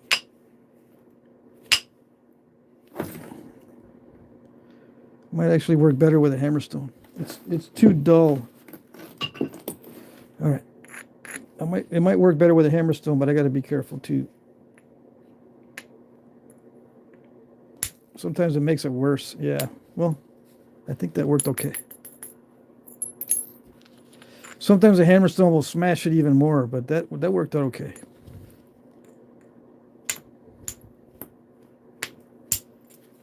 And yeah, you have to abrade it more with a hammerstone.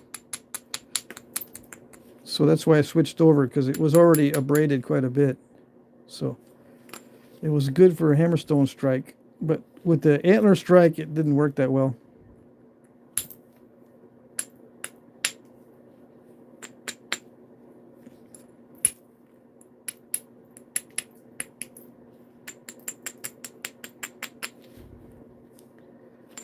All right, so maybe now I can hit it with antler going the other way.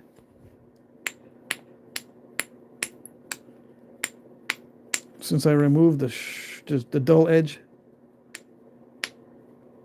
or the edge that was too dull.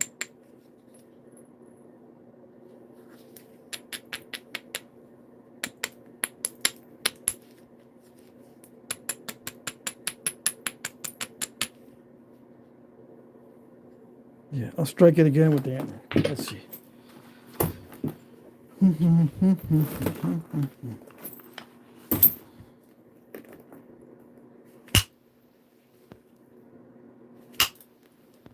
I'll try to capture these flakes if I can. They tend to fly with indirect percussion.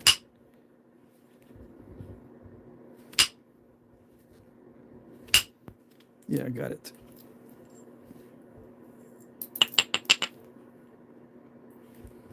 So enough of if I do enough of those, it'll get thinned down.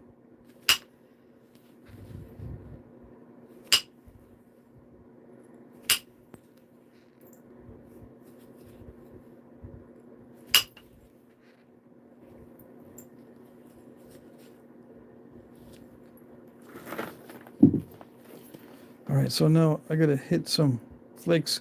I hit some flakes off of this side. Now I gotta hit some flakes off of that side. Let's see.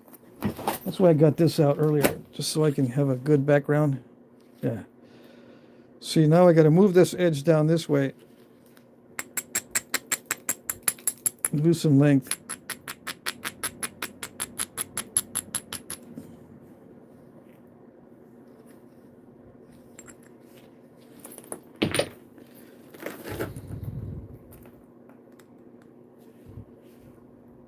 It's pretty high up on the edge. I'm finding I need to hit high up on the edge.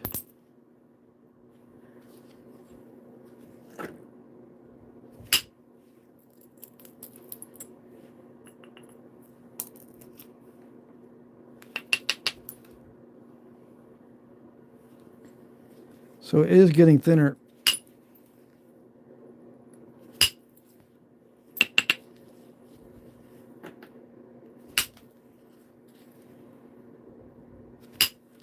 So how do I know I got to hit higher up on the edge? Just by tweaking the strikes a little bit. You adjust and adapt. Yeah. But just slight tweaks.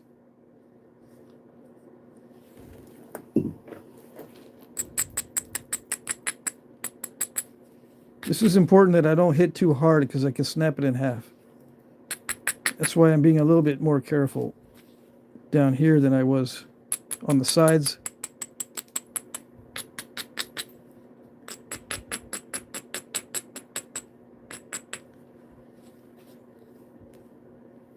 Make sure I don't abrade it too much. I gotta make sure the convexity is good. Yeah.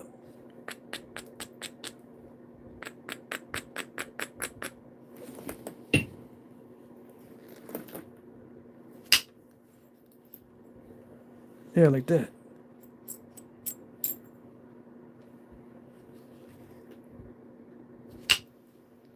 No, not like that.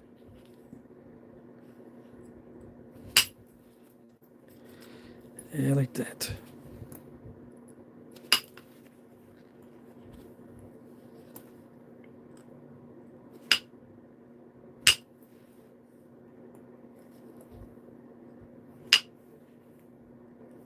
Come on. It crushed right there. See that? Let's get some. Let's use a spatula tool, see if we can pick that out. That doesn't work. This was a deer ulna bone. It's slippery. The bone is a lot more slippery than antler, but sometimes it works. It depends on the material that you're trying to knap. This is a piece of antler. I think this is elk or something, or maybe it's a bone. Dang it, I don't know. I don't know if this is bone or antler. It almost looks like a rib bone. Maybe it's a rib bone. Let's see if it works. Yes. And see, it has a little bit of flexibility, just a slight bit of flexibility, which is helpful. So yeah, it got thinned down. I got rid of the crushed area.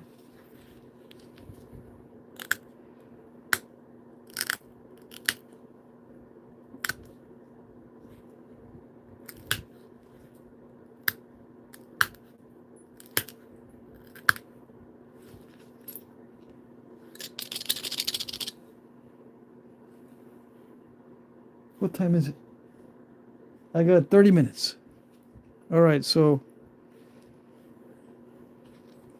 I got rid of that mess as far as the bulk that was down here. So I can see where the center line is going to be. I need to remove mass off of this side and a bunch of mass off of that side. Oops. Slippery. Okay, so I might have to lose some length to get it straight, but maybe not.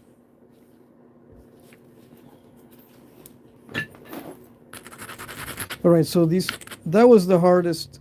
Well, I say hardest when I meant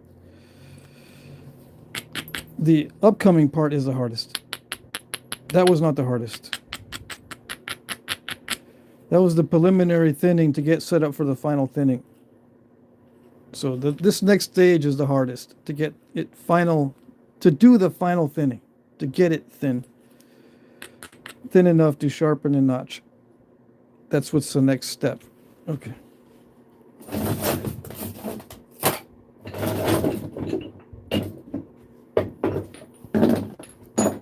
So much easier to work with than this tough chert. So much easier. But when I heat treat this, it'll be easier to knap.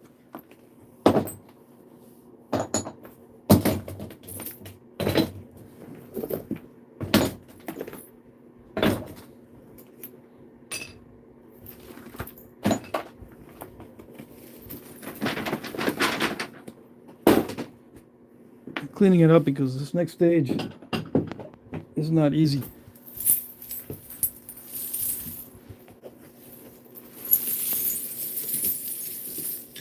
It's a different mindset.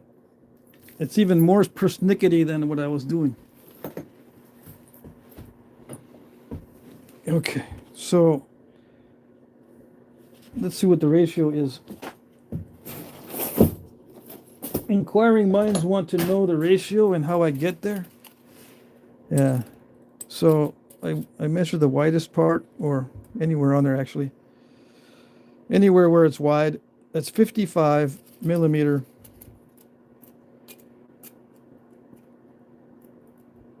And it's 6 to 1. 8 times 6 is 54, right? I don't even know. I'm tired. Let's see. Let's do this right. Is 55 divided by 6? No? Divided by 8. What's 55 divided by 8? 6.8. Almost 7 to 1. So it's fine as far as thickness goes. I just want to get it a little bit thinner. It can be sharpened now at 7 to 1 across the widest area. But it still looks wonky. Yeah. So right, it was 8. 55 divided by 8 is okay. All right. I just want to make sure I get that right. So I'm hitting high up on the edge with this particular piece of obsidian to get those flakes to travel. And it's got to be just the right amount of abrading. So those two crushed. I think it was not abraded enough.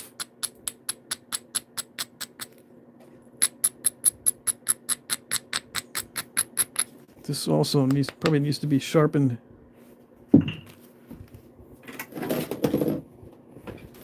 in the interest of saving time.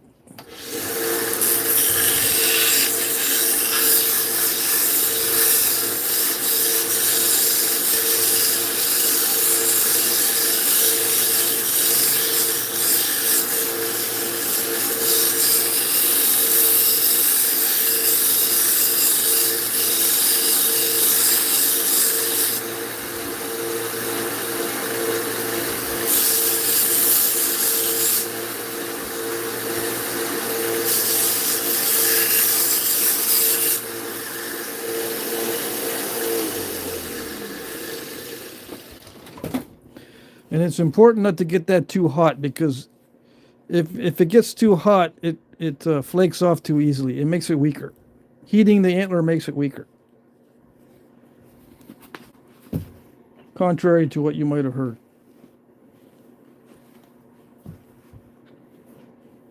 I should say overheating. You can heat the antler, just don't overheat it. You can heat it slightly to dry it out.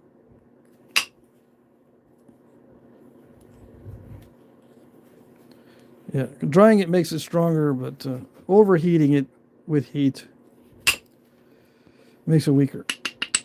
All right. I just want to make sure that's clear, because you may hear different on the internet from the randos.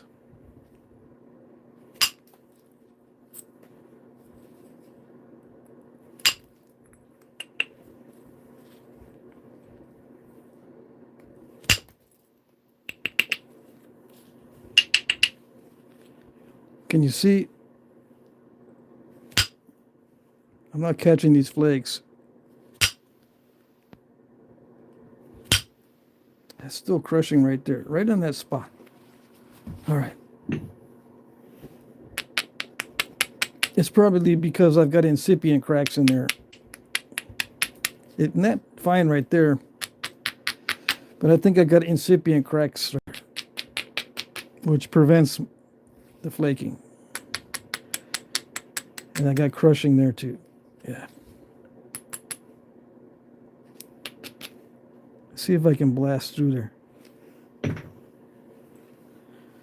Sneak up on it, maybe. Maybe zigzag it. That flake goes right there. Can I zoom in? There's no controls for zooming in on this, is there? No, not on a live stream. So I hit it hard and it's still crushed. Let's see. Sometimes I can blast through. It kind of did it.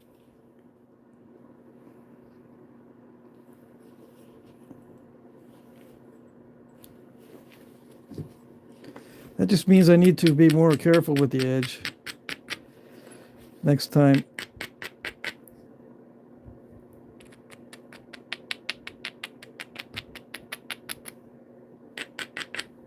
It's sharp enough, just that the edge needs to be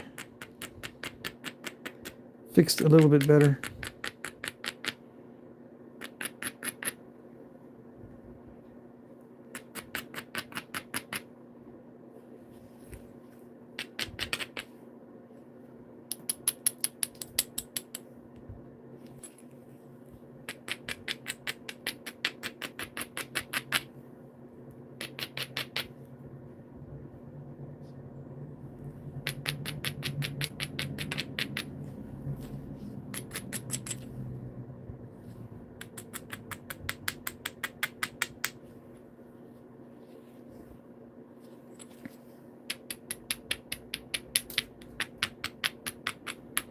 I'm just going to go around and pick off the low-hanging fruit. I'm not going to spend too much time on that area. I think I need to pressure flake it anyway to get it right. There's only so much you can do with the hammerstone.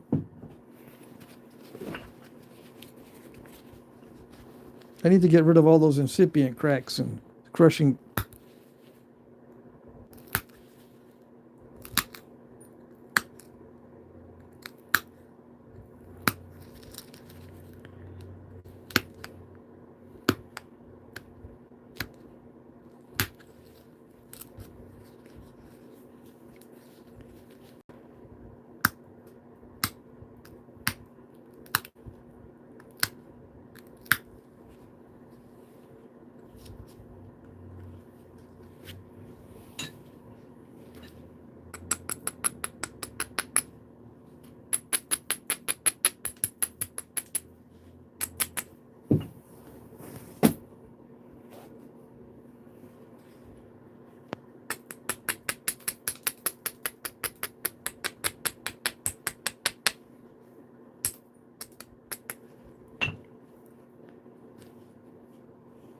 So I need to get rid of some of that mass there.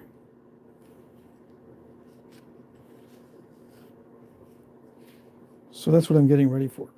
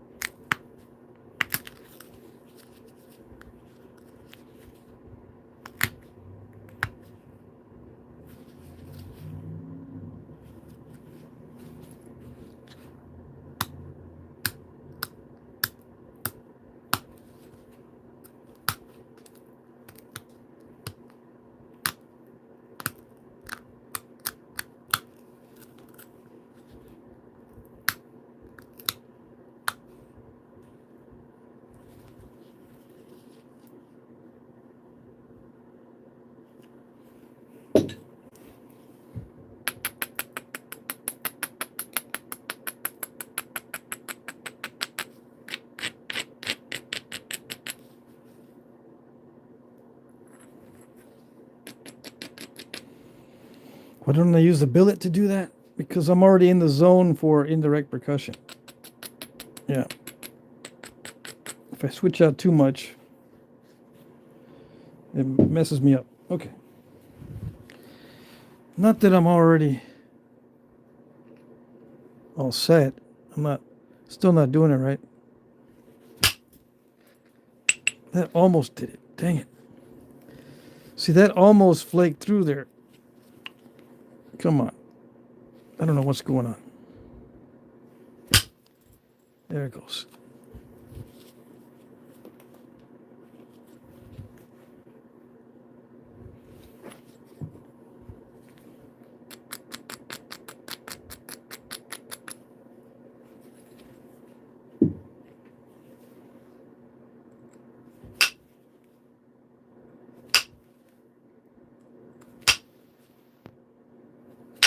It's eating the antler.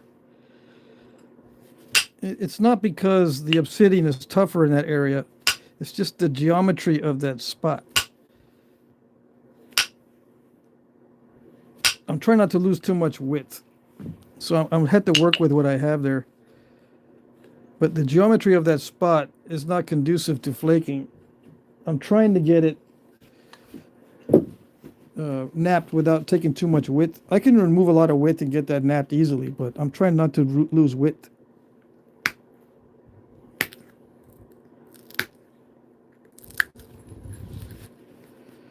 Okay. See, I lost width dealing with that. So it's, you know, obviously best not to do it to begin with. Yeah, I know. Not to crush it. I got to make sure I don't crush it. And there's no make sure. I can try to make sure I don't crush it by being very careful. Yeah, like that. Nice. Nice big flake. See, it can do it. It just doesn't do it sometimes.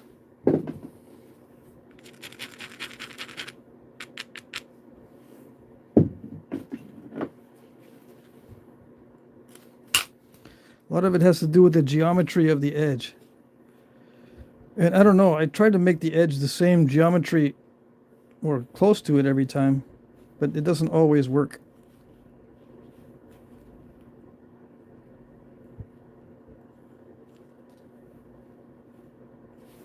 How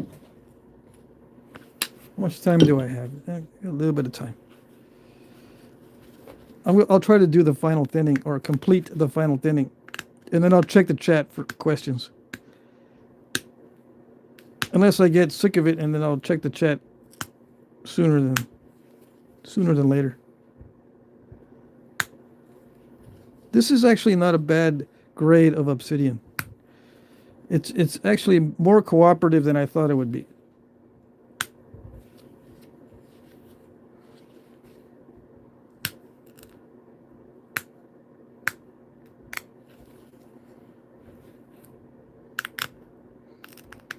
But you hear that crushing? I'm not trying to sharpen it. I'm just trying to shape the edge to where I can do some flaking in the future. So it's okay if I do the crunching thing, because I'm not trying to sharpen it right now. I just need to get the edge set up for the flaking that's coming up.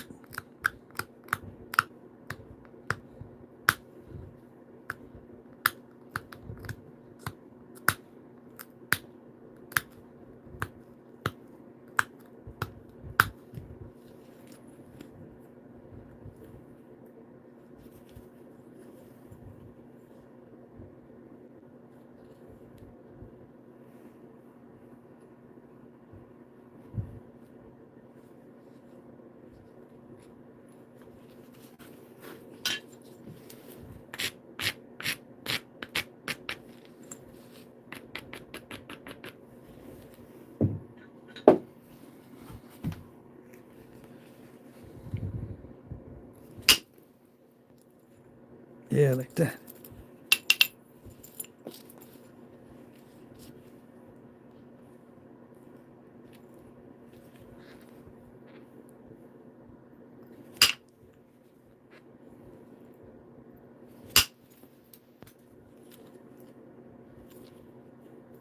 Not quite. Not quite. I try to get that step fracture from the other side.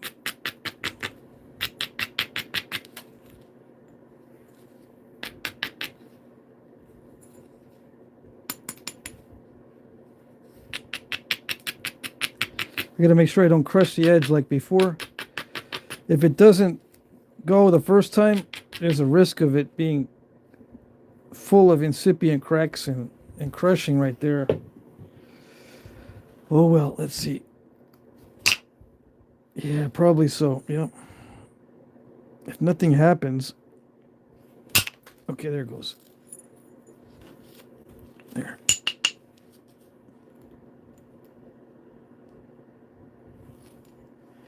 It looks kind of bad, but it's all right.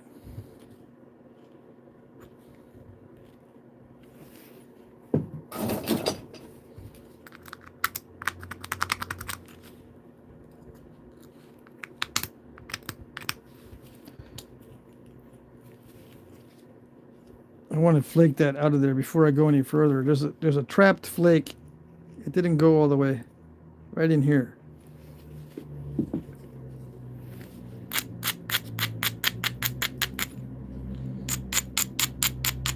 See, with Antler, it maintains contact with the flake longer, so it tends to push more. But then the drawback is it pushes too much, and you have these little secondary extensions to the flake. That's the drawback of having the Antler remain in contact with the flake. There it goes. Yes. Got that weird dip.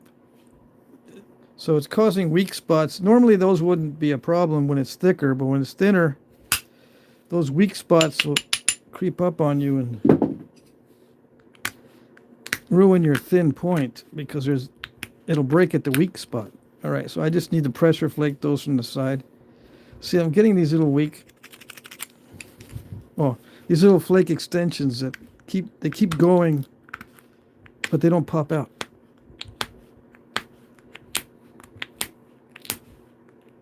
I can crush that with another flake. Maybe. Let's see.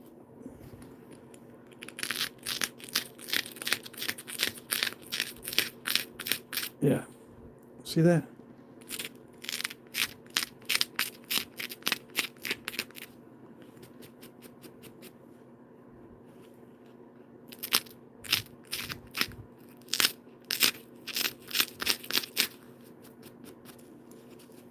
Sometimes you can crush those out, those little fingernail step fractures.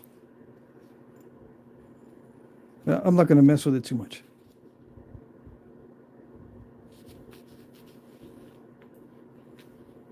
It's starting to get too thin.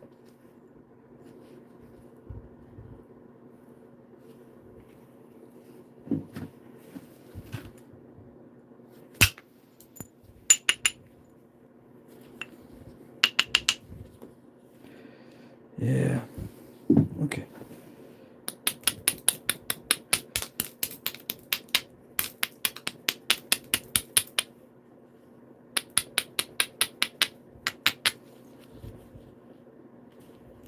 It's time for symmetry. So I don't have to run those flakes as long. I'm going to take down this side.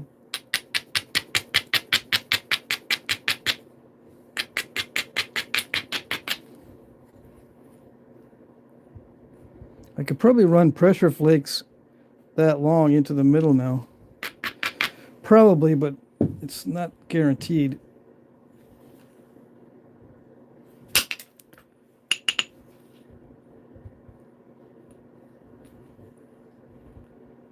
Yikes.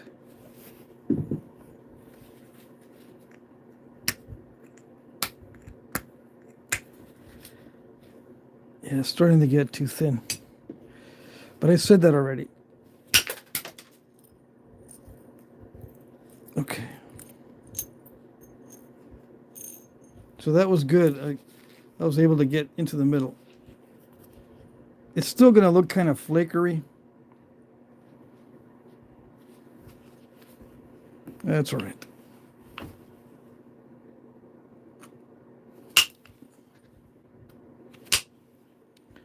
Okay.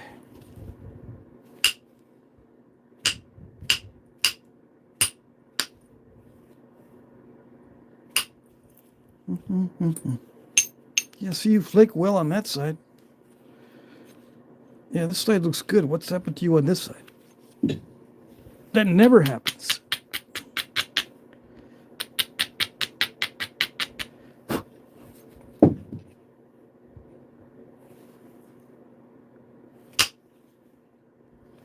Yikes.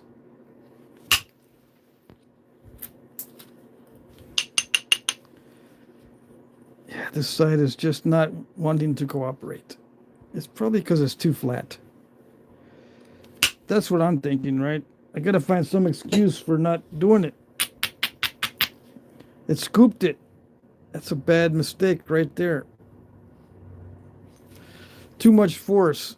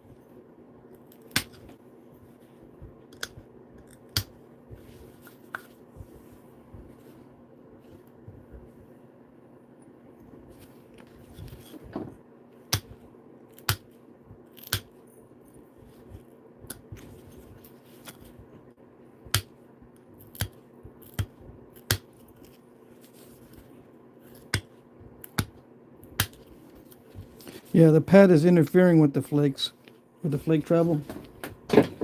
Where is my slotted pad?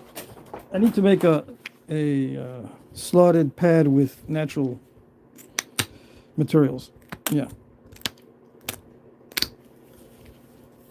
The indirect percussion is just too aggressive.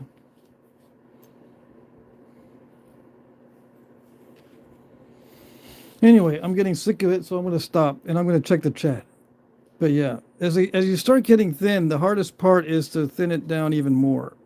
Yeah, and that's a big, nasty mistake right there, unfortunately. So yeah.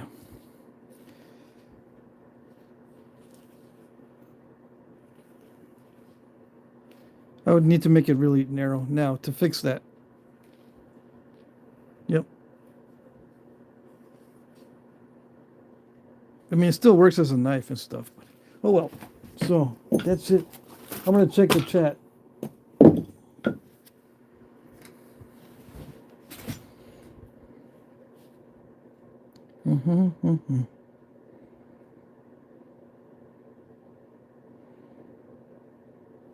All right. So Sal has left the building. Raw 556. What is the longest nap you've taken? Yeah, you're funny. Ross says, good night, Sal. You'll be plowing. Ross is going to be plowing snow in the morning. Yeah, when I wake up, there should be some good snow here, too. Weren't notch points more in the archaic ages? Asked Tommy. Yes, they were. Notch points were more in the archaic. But there were some notched points prior to Clovis. Early stemmed. They had little notches on the just above the stems. Let's see.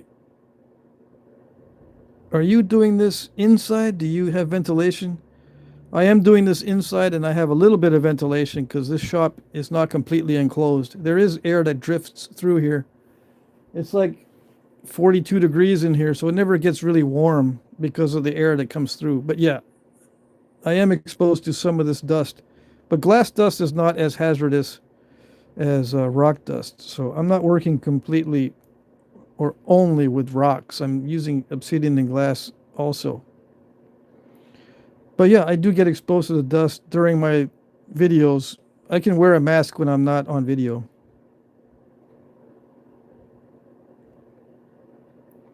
Somebody already left.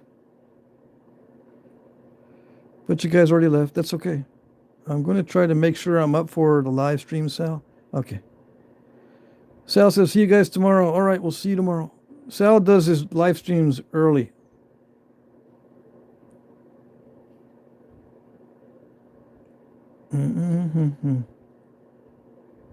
What else we got?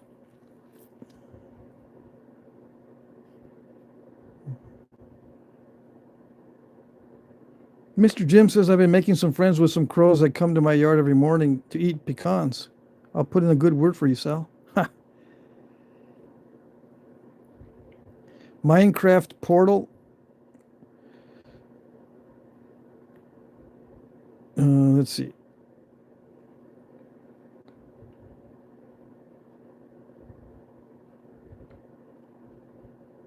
I am Atomic Zombie.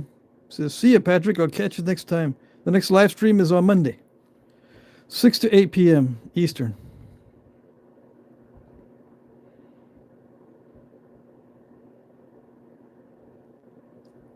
Ed says, I got tons of material now from Jake. It came in last week. Got many Obsidian preforms at auction and slabs of materials from Danny and some Buffalo River material to dig into. Awesome.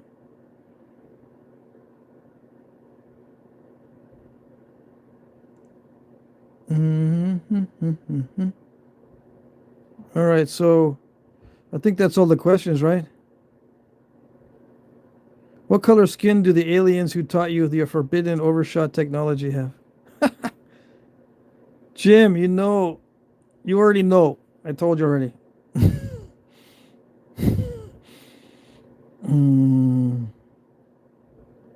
Jim says, I'll trade preforms for rough rock. Randall says, new subscriber here. I really enjoy watching you Flintnap. Thank you. Thanks, Randall. Patrick, do you have any more of that fancy jasper? That point I just got is awesome. Fancy jasper. You need to show me a picture and then ask. Yeah. I need to see the picture of the jasper. I don't remember what I sent you. I'm terrible. Alan says, I'm enjoying the Abo-napping Fridays. I think sneaking in some copper from time to time would be cool. Yeah, I could sneak it in when I get into trouble. Have you seen Edward Mosier's posts on his work, Patrick? Yeah, I've seen Ed Mosier's work. I've actually met him in person, too. And saw his work in person.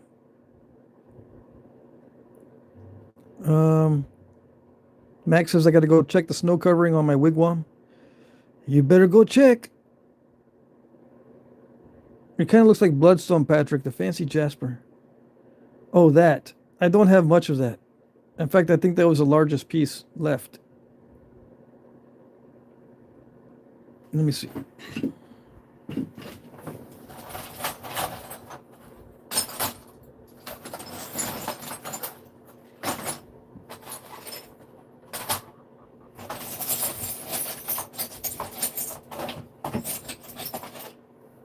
I've got pieces like this. Is this what you mean? I think this is my next largest piece. It's not that great.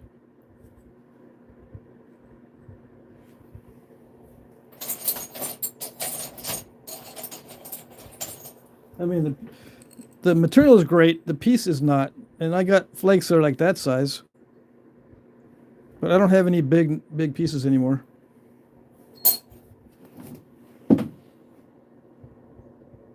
Jim says, any chance of digging out some of the materials I sent anytime soon, like the past petrified wood or magnetic stone? Yeah, I can dig that out. I just need to write it down. Okay, let me write it down.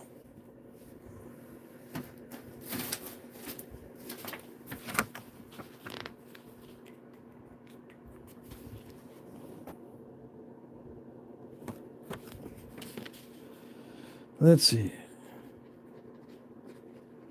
I need to look for it. I think I have it on top of one of my stacks. Petrified wood and magnetic stone. Okay.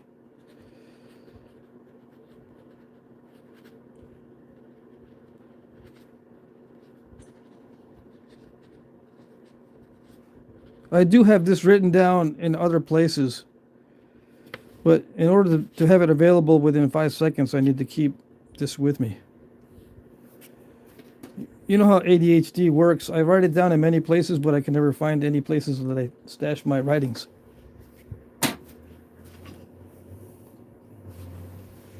Yeah. And I wonder why I accept materials when I can't even keep track of them. But I wrote it down, so that should help. Yeah. Randall says, all this makes me want to give it a try. Cool. Why is there such a delay? There's such a delay.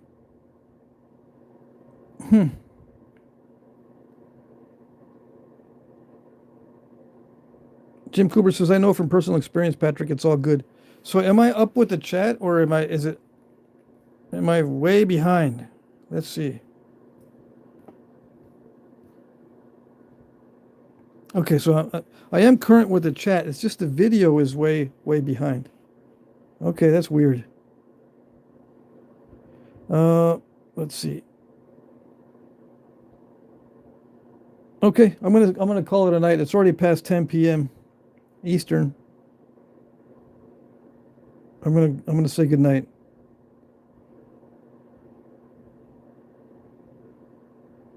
All right, so Ralph says goodbye.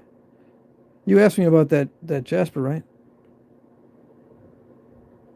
Oh no, Jim was asking me about the Jasper. Okay. Randall asked me, when did I start Flintnapping? In 2009? No, 2007? 2007 to 2009, I was just making gravel and pretending to nap. And then from 2009 to 2011 is when I really started seriously napping and watching a lot of videos. And then I started posting videos in 2011. So that's like, it's like 15, it's going to be almost 15 years posting videos.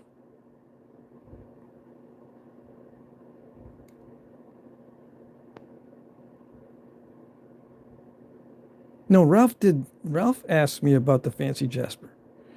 And then Jim, you helped it along. Oh, okay. So Jim knew that Ralph was talking about, but I didn't know what Ralph was talking about. Okay. That confused me there. Bill Taylor says, good night, Patrick. Thanks a bunch. The live stream. It was a good live stream. I enjoyed it. Thank you. Thank you. Let's see. Shake it easy, guys.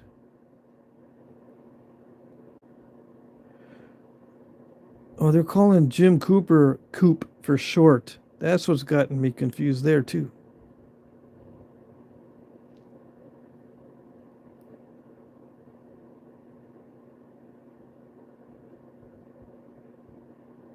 Okay, I think that's it. All right. Awesome. Good to see everybody. It was a good turnout tonight.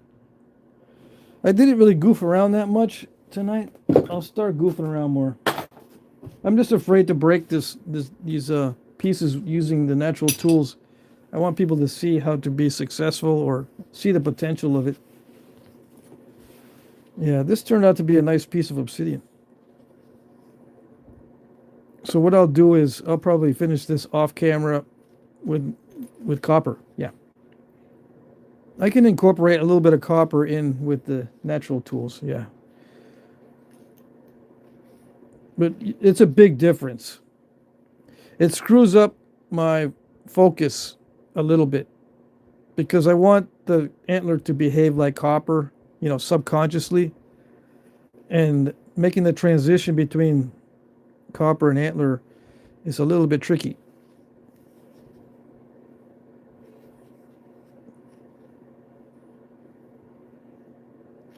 Yep. Well, yeah, I'm lucky I didn't mess that piece up or snap it in half. It turned out 3.5 inches long by 2 inches wide. Whatever it started out as, I don't know. But yeah, okay, guys, we'll see you on Monday. Take care. Bye-bye.